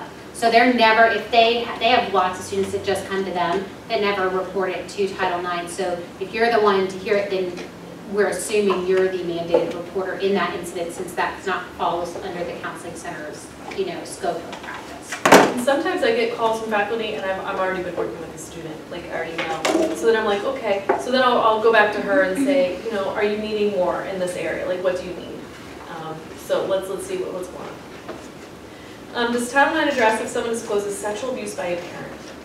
Yeah. So I help students navigate a criminal process too. I don't tell them, I don't file the charge, I don't put it forward, but I can help them. I have a memorandum of understanding with all of our interlocal police, and I've met and worked with the DA's office, and I'm meeting again at the end of the month with the prosecutor's area that works with sexual violence. So I'm learning what we can do in terms of protective orders and emancipation and legal rights and getting them support, getting them to the counseling center, and if our counseling center is full, getting them into the community. So yeah, if there's any kind of sexual abuse going on, unrelated to the university, just report, if in doubt, report it to me and let them know why. Okay, because I don't ever want someone reporting to me without telling that person that they're going to report to me. Because, and I usually like to say, don't say Title IX office, say to Patty. Okay, and then you're like, okay, here's what this crazy lady looks like this is where she is, I met her, it's gonna be okay, like you don't have to do anything, you don't even have to respond to her, but I have to tell her, how do you want me to tell her? Like put it back, get this empowerment place and say, I'm gonna tell her, because we can build a team around, just gonna help build a team around you that's gonna help you be successful, like that. How should a student report or handle a non-romantic partner stalker? I love this. Okay, so we were writing this, someone really read the definitions. So, wrote the definition because it's interpersonal and sexual violence, but we know stalkers, we don't always give them the right, no one gives them a right to stalk them, but sometimes we've never even had a relationship with them, right? So, but they're still stalking, yeah, I will help them. Like, it doesn't have to be within that definition, we will help them. That would not be a mandated report on our end because it wasn't based on the gender relationship thing, You know or what? Report it, okay. because I don't want you having to dig into the story deeper. Like, we don't want to push, right? Like, no one's supposed to push, I don't even push about what they want to talk about. They don't So even just in case it gives yeah, them I the would just reason. report. Because like I saw a police report recently, and it was like a guy throwing rocks at a girl's window, and she was uncomfortable, she called the police. I was like, I don't know what their relationship was, but I'm gonna reach out to her anyway. And so she's like, yeah, it was really weird, like, and so she told me this whole weird story, and I was like, yeah, that's crazy. What do you, like, what's his deal? Like, how do you know him? And so I still helped her get resources because they weren't in a relationship, but who knows why he was doing that? He could have potentially tried to assault her. We don't know, but it was really bizarre. So like, don't ask further, just say, hey, I'm gonna tell somebody because. And there's other recourses like we can send it over to student conduct where they can do a no contact order. So if that is an issue, and oh yeah, and the Title IX office does it too. So if there is an issue between two students that even if they're not romantically involved, if he's stalking her for whatever reason, then it is good to report because that is an option for them. And a no contact order means that both of them cannot contact each other. And if he violates that no contact order, then he will have to face, university sanctions. Yeah. So it's a good recourse for them too, to just at least know that that's an option for them if they're feeling uncomfortable in a kind of relationship. And who knows if he doesn't think he could feel like it's more of a romantic relationship than she does. So the example I gave you earlier about the stalking case, she was kind of in it, but kind of really not. Like she wasn't really feeling like this is a really romantic relationship, but he was like, oh yeah, we're in a dating relationship. So it gets gray when you're, because it could be a different perspective. I mean, that sounds crazy, but it actually could be depending on the person. Yeah.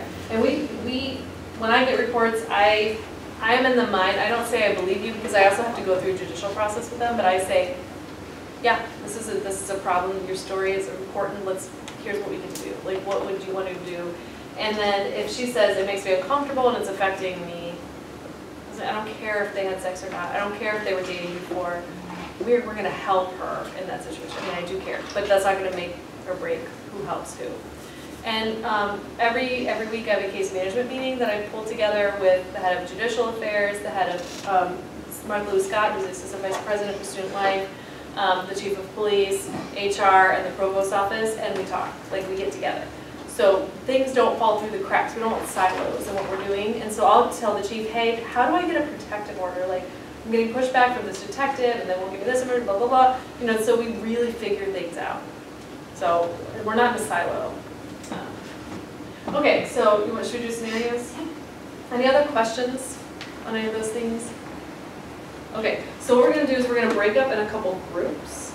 So we have 10 scenarios. We can do 10 small groups. So if you just want to join a couple people around you, I'll give you a scenario. So what we'll do is, these are the things you want to think that about. has these questions on there that they can jot down your notes as you go. Awesome. So yeah, you can go through that, and then like one person from each group kind of talk about what you went through and summarize your scenario. So they're all different scenarios, so we can kind of hit on some.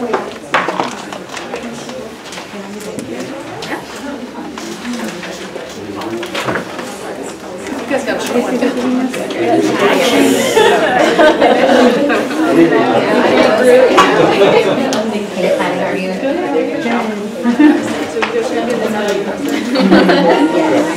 Hopefully next year we can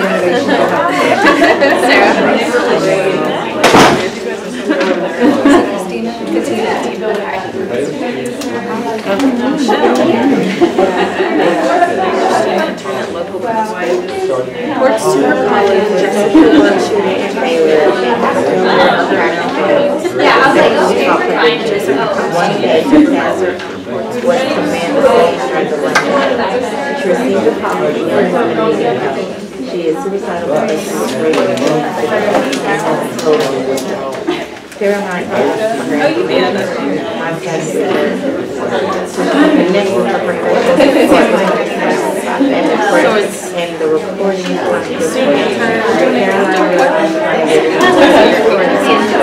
hear about the Title IX if There's a list of questions here.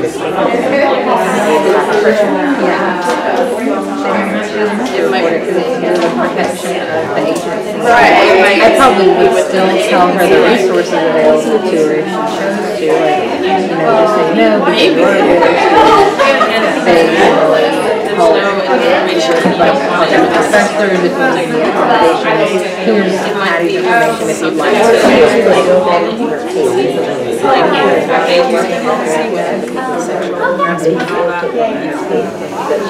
Just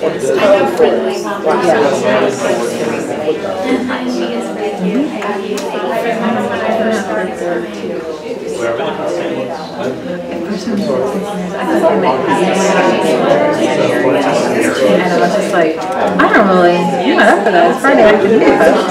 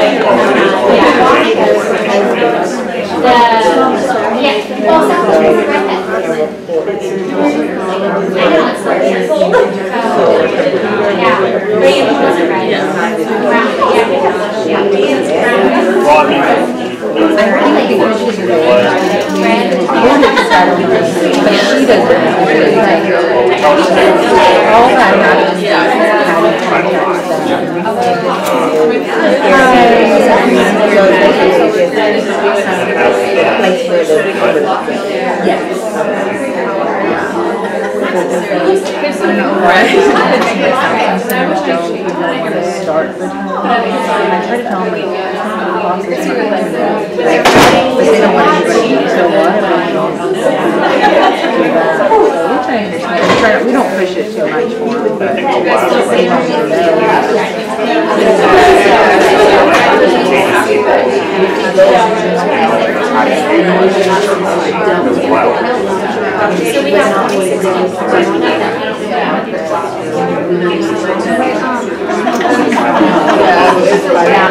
that's right. Mine with y'all. It's amazing. A lot of times we'll have these guys go wait outside, like they're in the building. It's like they're just based on this information. So I guess they don't say anything. So yeah, it's beautiful. And you'll see them like they'll go to certain dining halls, which they would not have gone to. And now so you have to go to that one just to stop them or talk to them, say hi to them in the front group just to. So you mean by field director, by meeting? You know, one of these guys was like, I've sent texts or, these guys are texting like, it can still be nice.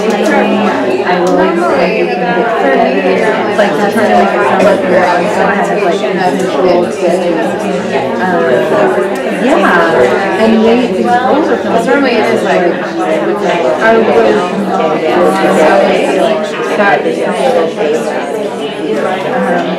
some of them buy like, hey, I heard stuff on the road. Right, true. I think though, for just explore this, these two sentences. I don't know. Yeah, I don't know.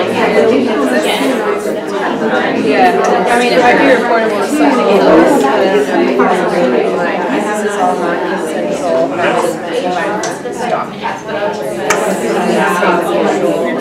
Yeah, or how they'll be fine for a while, like that whole room.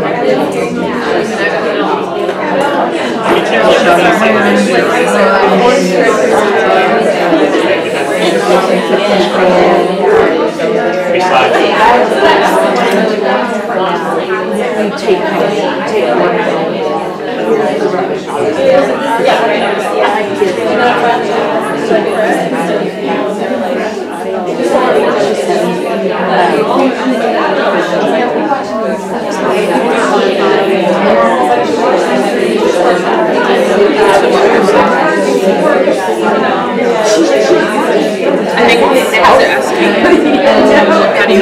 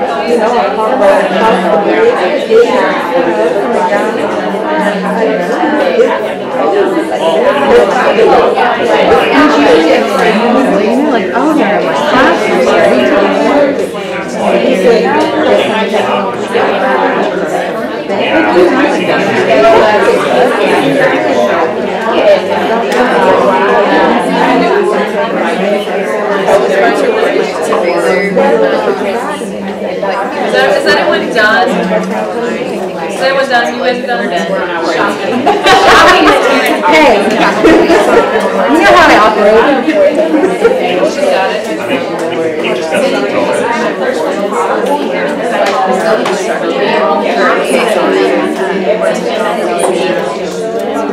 Very proud. No, I just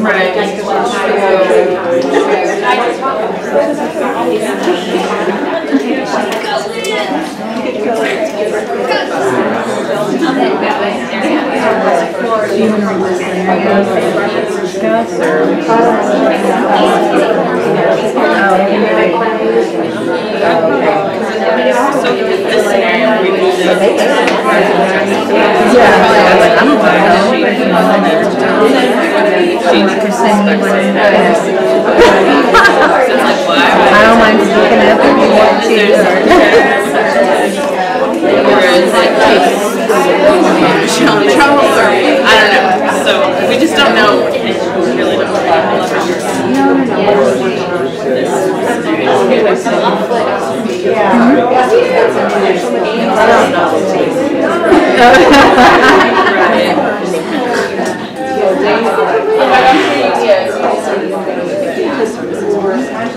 I don't think I would really report anything to Baylor based on it's about student reports. Just based on Our office manager like that, and I'm a horrible, I have a tendency to write how I speak. So I'm just like, hey, you want to give us a edit?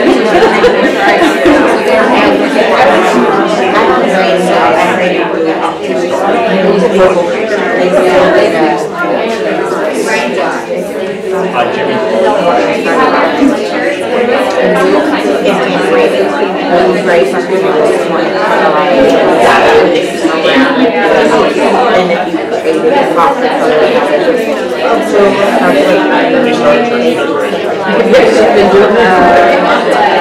I remember my first semester, first year, I both got a really good job. I was like, man, I'm smart. And he wrote something, he goes, this paper was pointless. I'm like, this paper was not pointless. I had a lot of things to say, sir. This paper, it was like a community professor kind of, I'm like, I don't think you're supposed to talk to me that way. Like, aren't you supposed to like construct this kind of system? That's just how I am.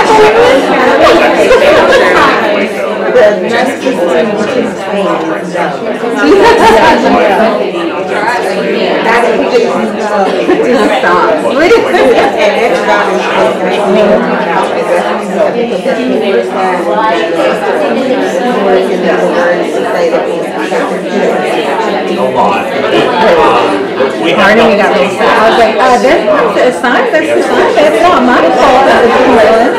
If you didn't want to know about it. So this is not what I asked for.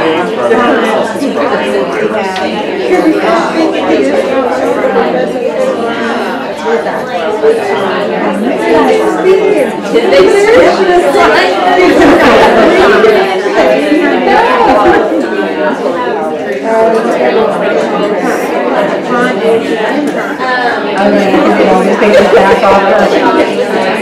messed up, but then 23 other people messed up.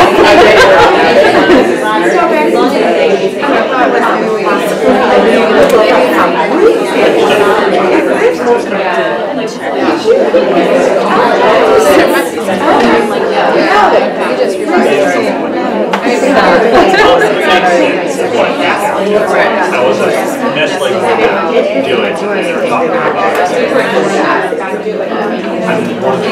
There's certainly some miscommunication. Y'all didn't hear me right. I'm just kidding. my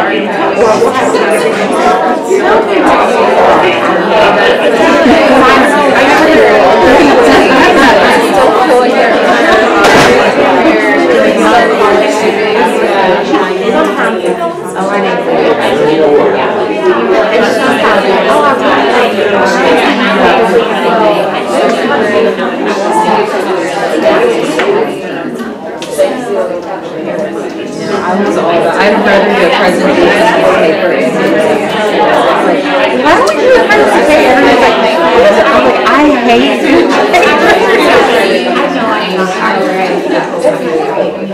Yeah. Yeah, so when I came here back to the program, I was like, I'm doing a little sample chip for a while. He gets the hang of it. like homeless people though, they go because they know the services. And so it's like, we're taking care of our homeless people that are here. I mean, it's good to give you services. All right, you guys ready? Terrence is asleep. You guys ready for? I'm just waiting for my cue. Okay, who wants to do their scenario first? Who wants to stand up and read their scenario on their house? You don't have to stand up. Or you Do you want us to read the scenario or just like can paraphrase sum it? it. Don't you have to read it. If you can summarize it, thank you, because I can't. My boss is always like, brevity is the key. Brevity is the key. We'll Like, paraphrase it up. We'll paraphrase it up for you. Okay. We had 4, is that the number? Yes, Okay. I don't remember. So we had scenario 4. Basically, Caroline is working as a Baylor social work student working at the Sexual Assault Prevention Center. She's still covering phones over lunch and received a phone call from somebody that was suicidal because they were raped a few weeks ago, and this was her first time reporting it. When Caroline got her information to be able to pass on the information to the professional support, she realized that it was one of her new sorority sisters. So the question asked, should Caroline, after learning about Title IX, should she report this or not? And so that was kind of the example given earlier today, that you stay within the confines of the the agreement of your organization.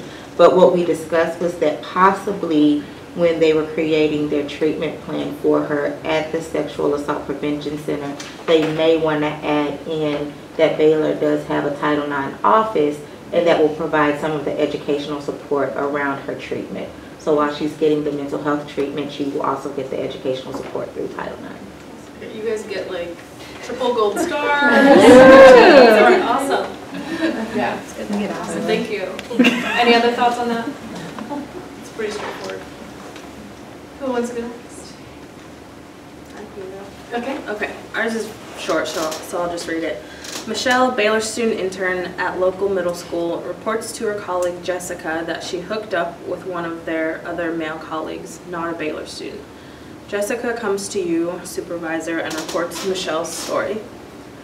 So we kind of talked about how from those few sentences we really don't know what the situation is. We don't know what hooked up means. We don't know the context or if there is anything reportable. And this is coming from a second source, so we didn't feel it was reportable just based on what we were given. We might kind of inquire as to why Jessica felt the need to tell us something about that. We talked about, what else? You know, kind of going over agency policies with, if there was something in place with relationships and boundaries and that sort of stuff. with kind of everyone, not to single anyone out, making sure Jessica didn't go spreading this around the rest of the agency.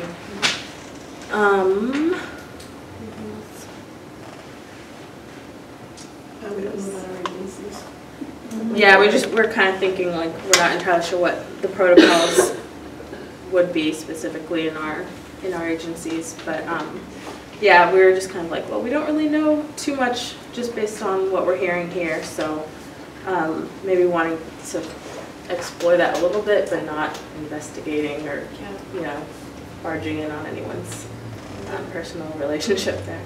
So yeah, you guys said exactly the right things if there was a right wrong, which there isn't necessarily. But if you are in doubt, you could always tell me. Yeah. Like, it's not a big deal. I probably wouldn't. I would say, it's probably not within a Title IX category. But I would just, my investigation of being on notice is just figuring out what they said. Right? So I don't contact those people. Like, I wouldn't reach out and call them out on it. But you made a really good point. This is reciprocity, right? We want to make sure our students are also obliging by your agency policy. So what is that related to interagency relations, intern relations with other people at your organization? So that is a great place to go. Like, where do we go there? Again, that's not me. You don't tell me about it. But, and also, I'm not the morality police. Like, I spent 8 hours with this person reporting to me about this guy who just douchebag, she's like, he's a douchebag, he sleeps with all these women on campus, he's a grad student, blah, blah, blah. And I'm like, why is she telling, like, it just didn't make sense. And so finally I got to the woman who was having the relationship with him, and she's like, no, I like him so much, everything was so, I would say no because I knew it was wrong because he had a girlfriend, but gosh, I wanted it so much, like, it's like, oh gee, and she's like, and that was my half-sister that reported to you. It was like, like, it was all coming together. Her sister was upset that she was having sex with this guy. And so, we want to make sure, okay, that's, as long as you feel like it was consensual, that's you, that's up to you. It got really weird too. It got more stuff. I would say as a field director that I might be interested in that information to figure out, is that student, one, what do I do with this, right? So if that's something to now figure out. Because it, legally probably not an issue, but would want to ensure that how consensual was it, and ramifications of that, and consult with my own kind of supervision people to see what, is there anything we need to do, or just to, can you just hold that until you graduate or something. But so those kind of things where you're not quite sure, then let me know and I'll figure out that as an intern on our end piece, what do we or don't we need to do. And also, when you're reporting, pull Melody and I both into the conversation, like, because we're going to have to work through probably what happens maybe, like, as we go through the scenarios. Melody's going to be that point person. Like, I'm not going to go out to Waco ISD, right, without Melody.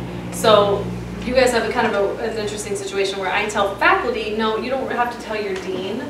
Like, just tell me and then I'll work through it. Like, we want to keep this as private and confidential for these people as possible. Like, we don't want them thinking they go to one person and then people have good intentions and they're like, hey, buddy, oh my gosh, what do I do about this? So she told me this. And buddy's like, oh yeah, okay, let me ask my other, let's ask the chair, and then let's go ask this GA, and then everyone's kind of investigating, it becomes gossipy, and then they're like, no, I was trying to help.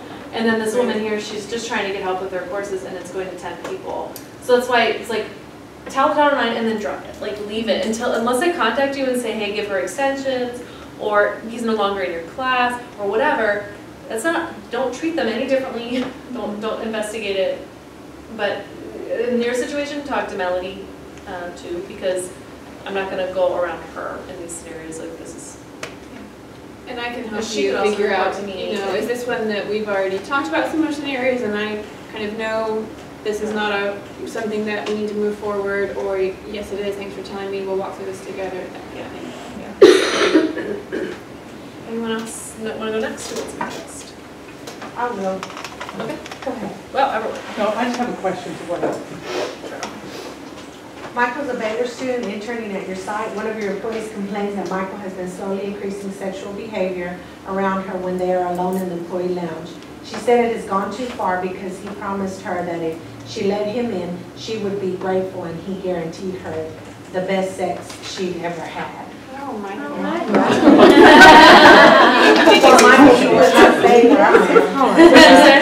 I said stay where I'm at. It would be a report made to the CEO based upon our policies and procedures. Next, I would be a phone call to them, and then next it would be to you. And you could just contact her, and, Yeah, and then, so that way you don't have to go calling everybody, but absolutely, yeah. We don't want our students engaging and creating a hostile environment for your people too. Right, it's mutual. We want our students to be safe in your space, and we want your space to be safe with our students there. Great. Any other thoughts on that one? Okay. Mike? Yeah, I don't love it, but it's like, hey, trust me, it's gonna be great. It's like, no, it's not. Just let her, deny that. There's certain things I want to say, but I can't. You're confident. Oh, yeah. Don't send this to general counsel. Becky, did you have a question? Yeah, I mean, just kind of an interesting thought, I think, around the issue of does agency protocol conflict with Baylor's protocol, and so this whole issue about confidentiality. So our scenario was about, I don't remember what it was about, but a student intern at our site that was sexually assaulted over the weekend and then didn't show up for 3 days kind of thing. And so then she calls, or we get a hold of her and say, you know, gosh, what's going on with you? And she tells us that she was sexually assaulted over the weekend. But let's say it was one of our clients who sexually assaulted her. So she wasn't sexually assaulted over the weekend, but one of our clients sexually assaulted her. And so we have a reporting process internally with our HR department about what we have to do. And then we have to report it to Baylor because it is a reportable offense, and so, or issue. So then the whole confidentiality thing really kind of grows because now we have an agency who's well aware of what's going on and has to do their thing, and we have Baylor who needs to do their thing, and so I guess there is a conflict of the way Baylor does it. I mean, yeah. So, okay, so you're saying she was assaulted over the weekend by one of your clients? well, let's just say it wasn't over the weekend. She was just assaulted by one of our clients. Okay. Yeah. So, yeah, because she's reporting to you, you have to dual obligation. And that's what that question's about. But I don't think the conflict, because we would still keep it very private for her, and she doesn't have to answer me, she doesn't have to talk to me. It doesn't go to anybody. I don't tell everyone at my case management meeting who these people are and what they do. Right. So it's not, and internally, as long as we would you tell do the same her, thing as okay, here's what I'm going to do. Yeah. This is not, first, you know, we want to ensure them too that, hey, we're not going to fire you from your practicum because of this. Like, you're okay, we'll work that out, but let's talk about something else first. You told me this, we want to make sure you're getting all the support you need. We want you to be successful. And so, because he's one of our clients, we're going to have to go through a little process. This is what that looks like here. This is what that looks like. But Baylor wants to help support you if you want it. You don't have to, but you deserve to know your rights as a student. So I'm going to tell, you know, the Title IX office will probably be in touch with you. So you don't have to go and I'm going to tell Melody, who's going to tell Patty, who's going to, you know, but you can say they'll be in touch with you for resources, but this is the route. We all know what happens in traumatic situations. Like, it's hard to remember things. If it was over the weekend or a couple weeks ago or a couple days ago, you might need to write this down for them, or that's why there's a physical brochure that shows what the Title IX office can do. That way you don't have to be, no one needs to know all the stuff about Title IX that I know. Like, you don't want to know.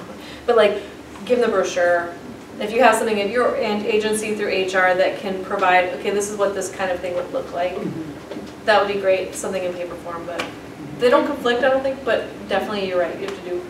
And I'm sorry, go ahead. I was going to say where we could work together in that situation is making sure if she could not go back, even if you guys had handled the response in a way that we feel satisfied with you as a safe place, you know, you're handling it quickly. If the student felt like I can't go back to that building and function like I need to get this done, we could look at switching to a different agency in a way that the delay, the hours she would miss doesn't impact her not moving forward, those kind of things. And I will say, so that's an extreme example that I hope we never, ever have to deal with. Absolutely. However, I did have 2 social work students in different settings in the last year that I taught that had situations that made them uncomfortable.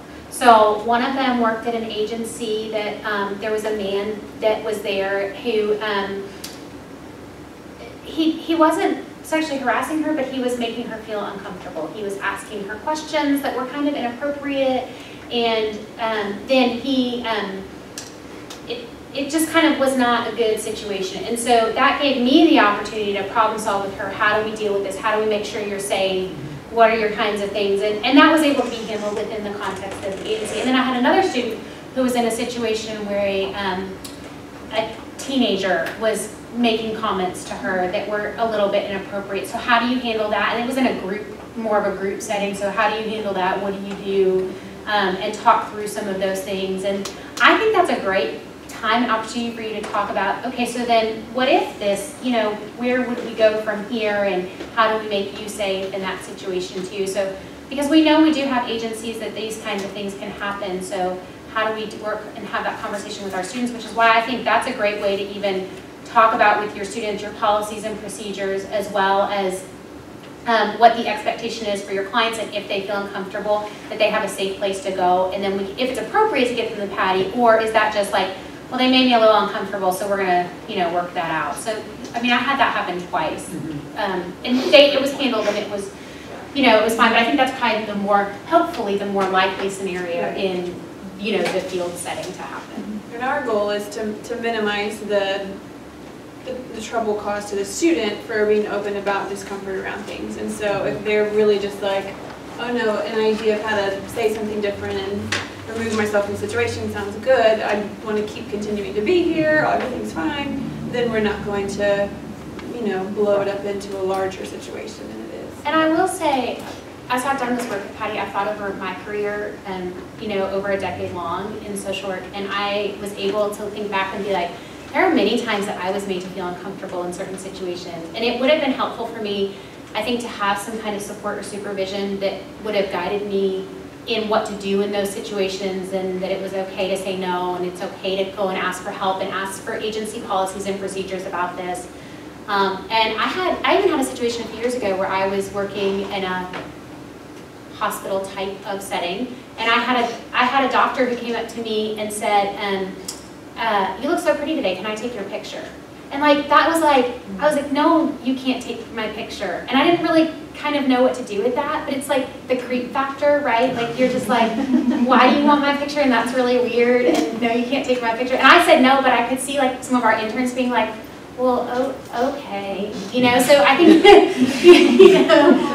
the power play is there. Right. That is a reality. So I think it's an important conversation to at least have about your agency policies and procedures about those kinds of situations, because I think probably all of you in your career can think back about times that something creepy happened to you like that. And so how do we train our incoming social workers with how to do that, how to work within power dynamics, how to work within an agency structure and the importance of that, so that they can do the best job possible and be in a safe environment.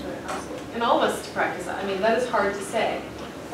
We have a Clery coordinator who's new on campus, and she's like, we met at a meeting, and she's like, Patty, you'd be really proud of me.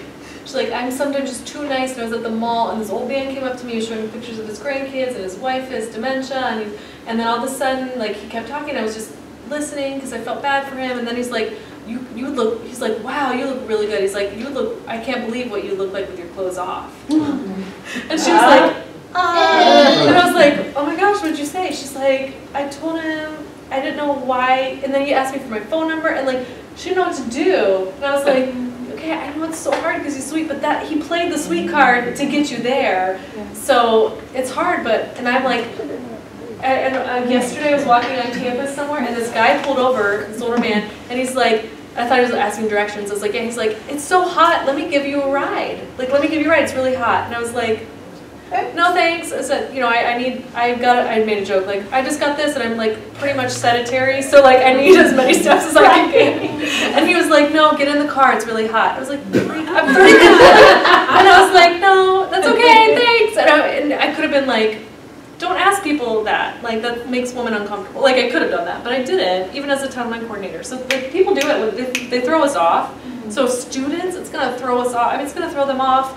Sarah, in that situation, gosh, I could think of some weird scenarios in my career as a student too. And it's bizarre. So if they say, I feel creepy, he's not really harassing me, I feel creepy, report that, because there's probably more to the story. Because once I meet with a student, they'll start going in on it, and then it's like, oh my gosh, no, that is serious. That is serious. You followed your intuition, and that's serious. Here's what we can do. Are you okay with that? Okay, so report those things, because we're teaching, we're empowering everybody in this situation to kind of say, that's not right, like, don't say that to me. Like, Shelley could not say that as an adult. She's like, I still couldn't say that to him, Patty, but I walked away. So, all right, anyway, let's do another one. Yeah, you ready? Yeah, this is a good one to follow on. Yes, okay. So an intern is on our sites, and from the phrasing of this, I get that it's one of my agency's employees that comments on that person being sexy on a frequent basis. Doesn't mention anything initially, but then it goes on for a month. They feel uncomfortable, they want to move sites. So for us, that is reportable, so we would get you involved, because obviously it's affecting academics and if they're wanting to move sites. And there's a whole lot to do with internal policy and what we need to do to approach that with our employee and move from there. Any questions about that one or comments? There's a strong need for continuing training to all staff in the organization about sexual harassment and the inappropriateness of things, and so it's incumbent. If that happened to our organization, that should be something we would absolutely follow up on. So we're very, very concerned about anything like that occurring. That's great. The more, like everyone was saying, the more proactive we can be in setting a stage. So your students come in, a lot of students are like, well, I didn't do that because I didn't really know. And a lot of us, I worked for a nonprofit for a while, we're like no budget. Like we have no money. It's hard to like, okay, just be ready for this and we're gonna give it to them. And I've had students have to use their own computers and have to use their own, because I didn't have those resources for them. And what it does is it sets them up for failure in a lot of ways. So then you add interpersonal violence stuff and it's just like, whoa, shoots out the roof. Like, oh my God, if they didn't even give me a computer, they're not gonna care that this guy's talking to me like this. So what do we do from the beginning? Like, hey, this is not a culture that we accept. If you feel uncomfortable, tell that person if you feel like you can, and tell us, because we care. We appreciate you being here, something like that. And maybe even like at staff meetings that aren't the days the interns are there or something, like just a little reminder, I went to this thing at Baylor getting ready for our student, excited about them coming, because I know you are. But just a reminder, like this is a student, and so I get that we're comfortable with each other, we make jokes here as a staff, but it's really not going to be something, it would be inappropriate to to be flirtatious or joke in sexual kind of ways with a student that really, while we welcome them like they're one of us, they still are a student. We want to respect maintaining proper boundaries. Or just something that's like, just a reminder so that we don't have, not well-meaning, but maybe not violent groomers. Just that middle ground where somebody's just, oh, is it funny, dude, but ends up going there with a student and the student really sees it as harmful and inappropriate. Now your colleague's in a situation that maybe with just a little reminder conversation, we could have navigated that colleague away from. And it saves liability under agency too. There's a lot of liability with that. And yeah, it could be making other people in your office uncomfortable too, but again, there's that power play. The student's like, wait, I have to do well here, I've started my career in this community. If I report this, maybe I'll never get a job doing this work. Or I was going to say, if that's the field, if that's how people act in that field, I need to change majors. Like they will just shift to something else. So, we want to be an example of our field the best we can. We can't control what everyone does, but hold them accountable. So that last thing you said was actually part of the example of, that's part of the reason why they delayed saying anything. Oh, yeah. Was their worry about working in the field or, being in that agency. And not making them look bad. A lot of her interns, in my experience, especially her bachelor's level, are worried about their hours. So if there's anything that could cause them to miss hours, they get really, really stressed out. And so it's good to kind of be open about that so you can have that conversation on the front end that if you're having an uncomfortable situation, it's not going to affect your hours. Like we're going to work with you on that. Tell Melody, yeah. Great. One thing I remember being really important as an intern was having my supervisor, as part of our supervision, was checking with me about my relationship with the other staff. And how I felt like I was building those relationships, and if there was anything I was seeing that I didn't agree with, or what I was seeing that I thought was really beneficial for me or not. So. Office dynamics are so critical, especially you're kind of recruiting as an agency. You might want to hire these people when they graduate. What kind of environment are you creating where they would want to work there. Because we know that social workers don't get paid a lot, right? So, but they have a heart. And if their heart doesn't feel right in that place, they might not come work for you. Not because of what you did, but because of the environment. So that's awesome. Have a good dialogue. Yeah. I know for us it was really important, both as a student and as a supervisor, to continue to talk about ethical dilemmas and pull in some of this sexual harassment stuff, because it's true that we might not see it in our agency, but it's in our code of ethics because it does happen much more than social work would like to admit. And so kind of doing that hypothetical can even make a student feel more comfortable about, like, this is a real thing, and we can speak about it. Yeah. And sometimes you're in it and you work it, but then it happens to you and you're like, yeah, it's different. Yeah, like I thought, if it happens to me as a timeline coordinator, what do I do? Like, I would literally have to report to the federal government. Like, that's what I would do, because I'm the person that takes the reports, right? So, there's case law out there right now that of someone in a school district molested a child. So he was a associate vice principal. No one knew about it. He molested this person in high school. The student didn't report it to anybody. Obviously, the molester didn't.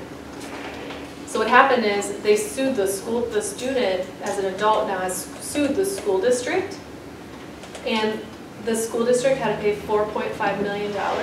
This is aside from the criminal, the felony situation, because the school district said, but wait a minute, no one knew. Like, no one knew. We didn't know what was happening, so how, we can't be held. They said, well, he's a mandatory reporter himself. So technically, he should have reported himself. Wow. So you're liable vicariously through the mandatory report, which is actually very dangerous. All of us will shut down. All of us will shut down. And so that it's going to appeal. Again, we need to be responsible for what's happening in the workplace, but we can't make the decisions for other people.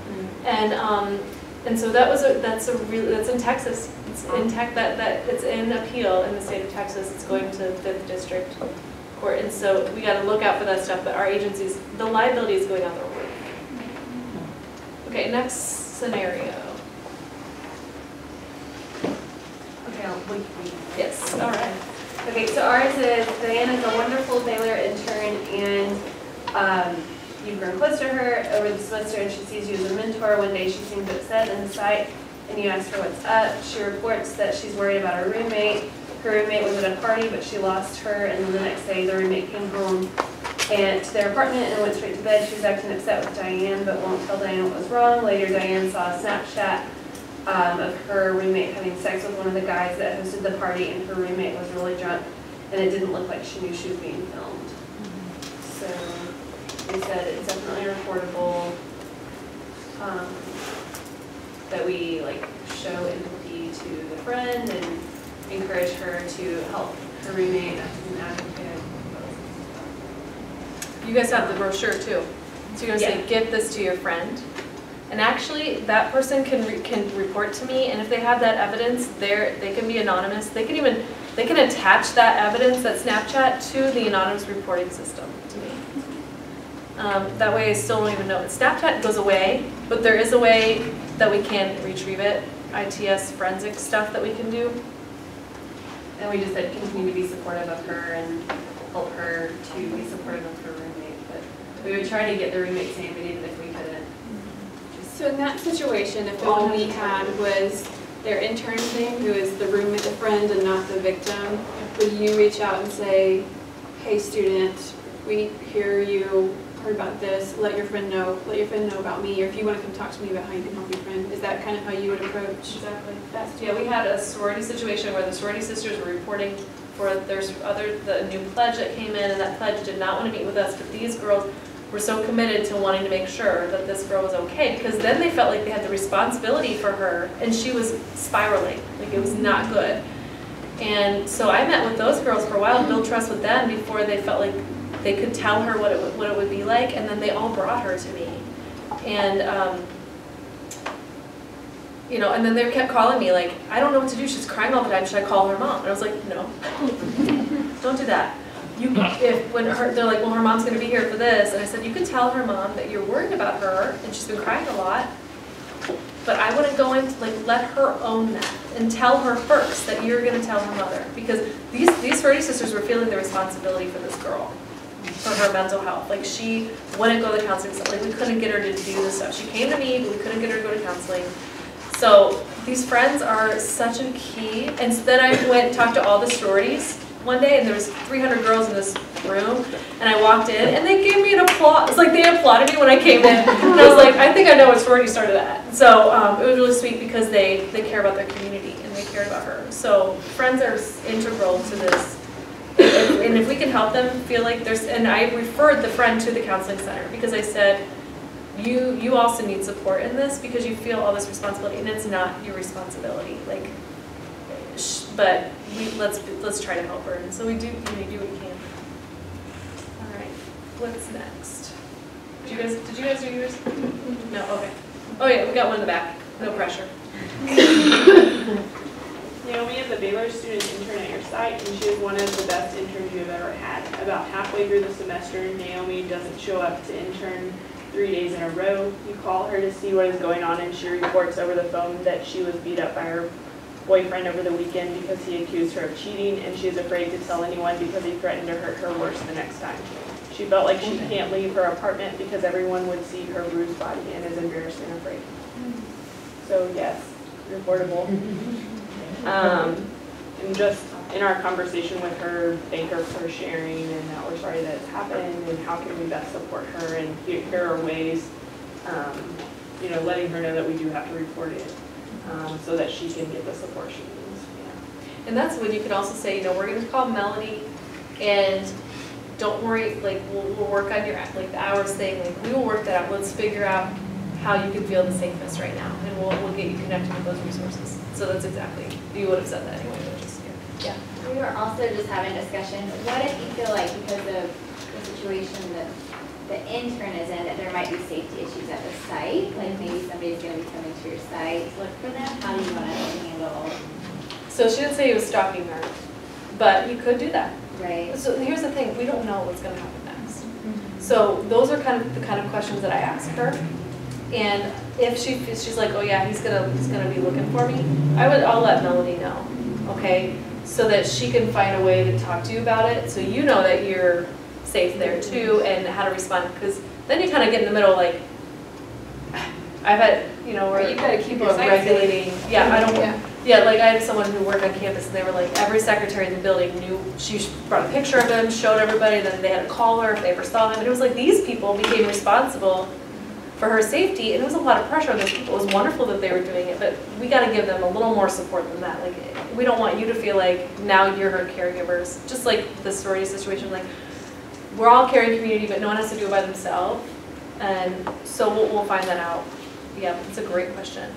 I think in that, we would work together, and I am by no means going to say, you committed to her, or you have to let her come to the internship, but we don't want it to penalize her success, so we would work with, okay, let's figure out, while you figure out with your boss or whoever what's okay or not with maintaining the overall safety of your agency, let's figure out what she can be doing to keep moving forward with her learning contract or that kind of thing, so if she's even there, and if she can't even think about those things, let's figure out how we might let her know, let's not even worry about hours until this point, or this many will waive, so you take this week or next week to sort your stuff out, that kind of thing. But we'll work together to figure out a plan that works best for you, all the while telling the student you are not going to be negatively affected by this with your degree stuff. We will make a plan, but let's focus on that once you figure out your immediate needs. But know that Melody will work with us on you not being held back because of this.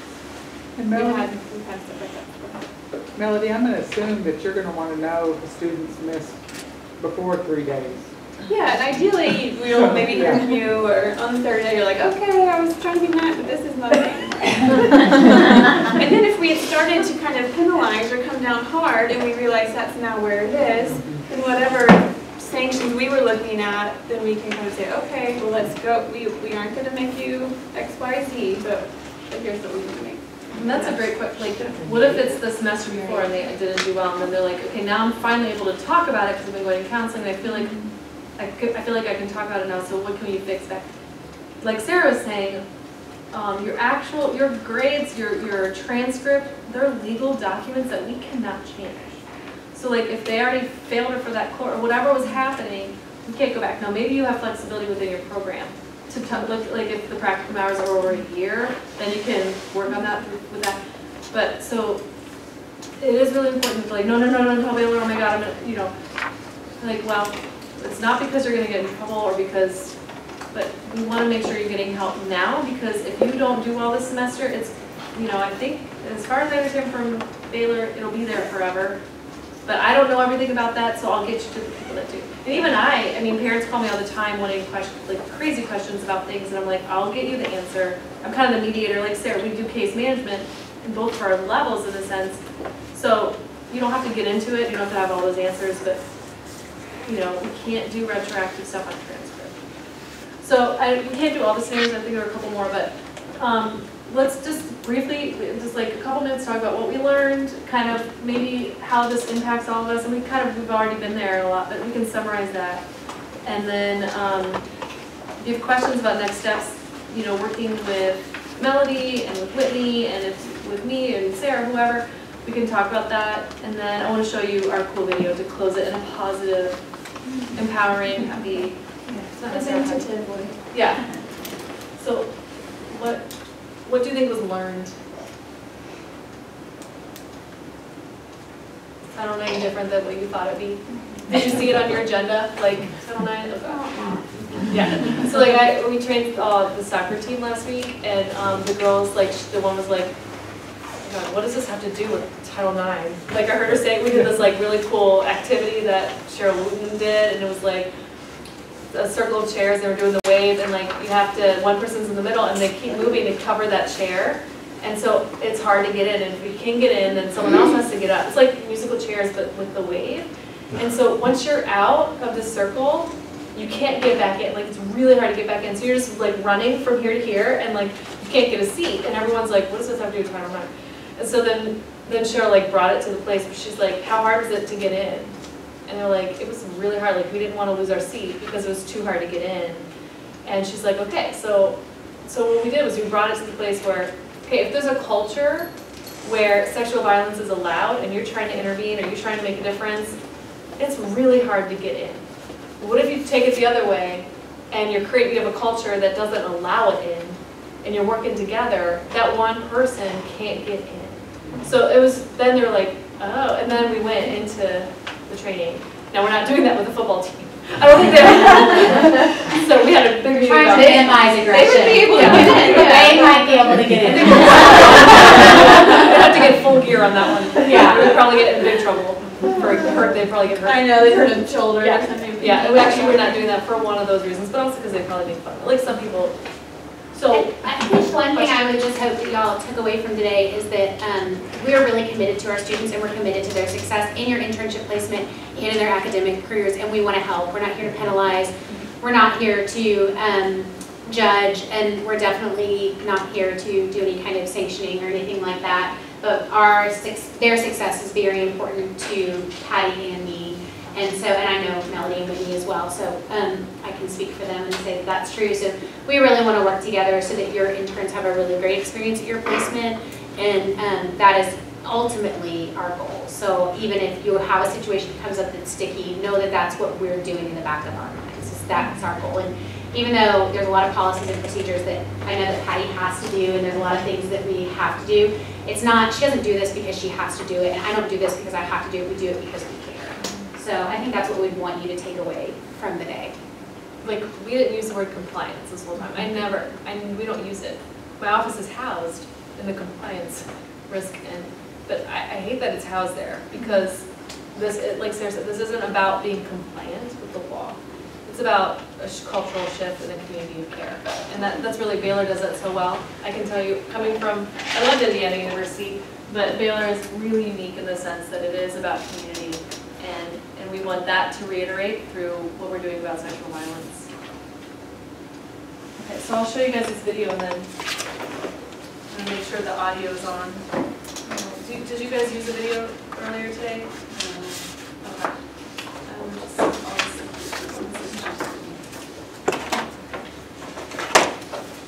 know what the speaker is.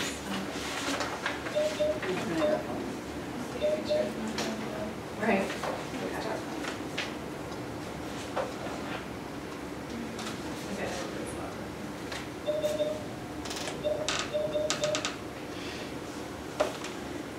We are Baylor University.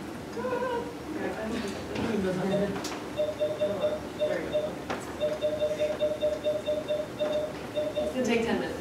50 touches to the It's like tap 1,000 times. It's for your protection to not scream. Yeah, we didn't want it to be good. Cool. Okay. Do you want to hit the light? Do they, or Yeah, I think that's good. Sorry. Give you some effect or something. Yeah, you gotta do the, if we're gonna do this, we're The gonna do it. video. Yeah. Really Yeah, for the video. We are Baylor University. In the classroom, We don't have much effect. This is why I should have tested. I think the speakers. This has happened to me in class, so, keep your students on their toes. Turn this one down. Until we go like this. Not mine.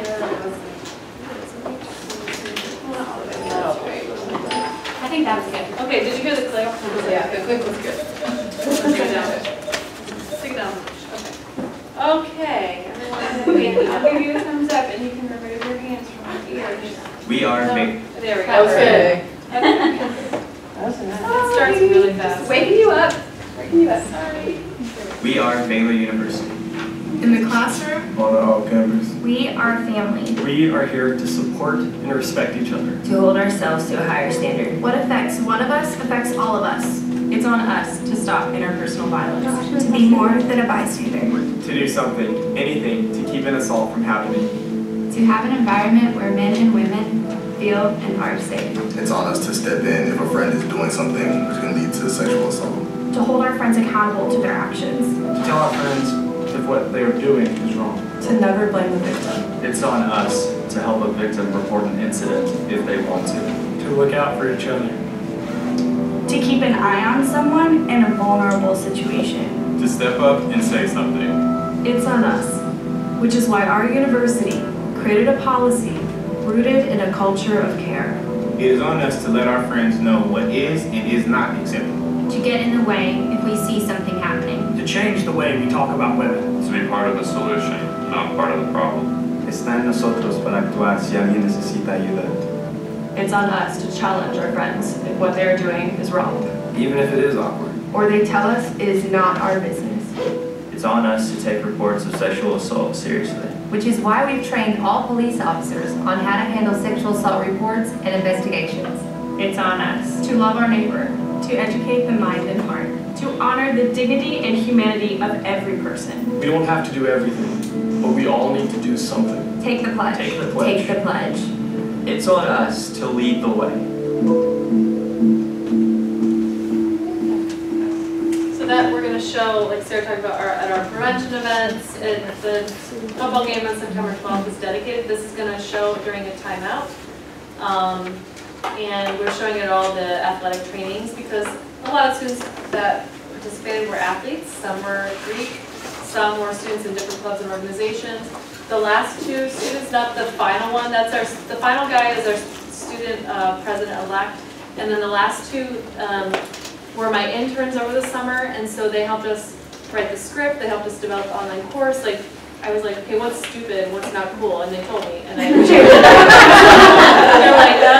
It was really, really interesting, like how uncool I was. And they're also our MCs for the freshman event. And then we made our own online course for all the freshmen to take, and they're the narrators and the videos for that course. So like they're kind of like the face of what we're doing, and they're awesome students. And so we have a student committee in Title IX, and one of the students in there is the chair of the committee this year. And so everything we do, we want to be student informed and student voiced, and be in a proactive and empowering kind of way. Because I couldn't do the job without that, because I would like be crying all the time. I couldn't do any of your jobs either, probably because of that. So thanks so much. Thank you. And I have cards up here, and Patty has some cards up here, so feel free to grab those on your way out if you'd like as well. And this up here was something that was for them, is that right, John? Yeah, I think this is the that? EMDR. Oh, EMDR. Okay, Yeah, that too. that's All right. Will you all join me in thanking them for their time? Okay, so there's a few things in your packet that matter to us and will matter to you if you want CEUs.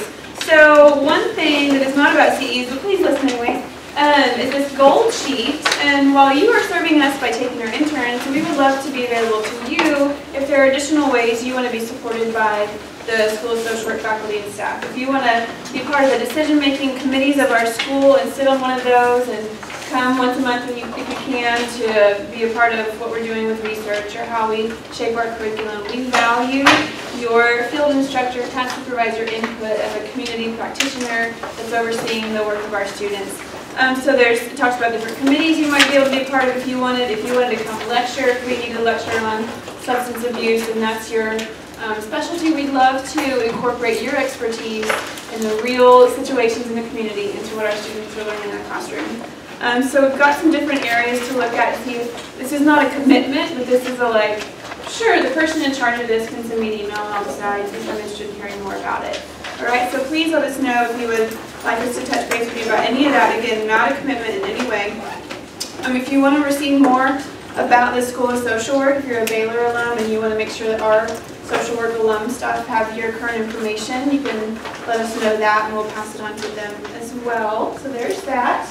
And then the other two forms, it might be different color, no, it's light green if you've just been here for the afternoon, but this is an evaluation. If you have been here all day, you can fill it out for the whole day. Anything specific about likes or suggestions or anything like that, you maybe note if it was for the morning or the afternoon, just so we can be more focused on improvement or keeping things that are going well. And then if you want CEUs, we want this whether you need CEUs or not, because your feedback matters. If you want CEUs with that, please turn in this green sheet with your licensing information for LPC or social work CEU credits. And you can trade these two combos with Krista Baird on your way out for the actual certificate to have in hand and know you've got it. If you have not given us the field instructor or task supervisor information sheet on you for new folks, we have a little stack of them downstairs and we'd love for you to just stick around a minute and fill that out so that we can make sure we get you approved before the semester starts. So I think that is all. Anything? Okay, thank you guys for your time. I hope this is informative in a way that empowers you instead of freaking you out. But with knowledge, we're able to prevent bigger issues. So thank you guys so much. We will be seeing you around. Stay in touch with us as you meet us. Thank you.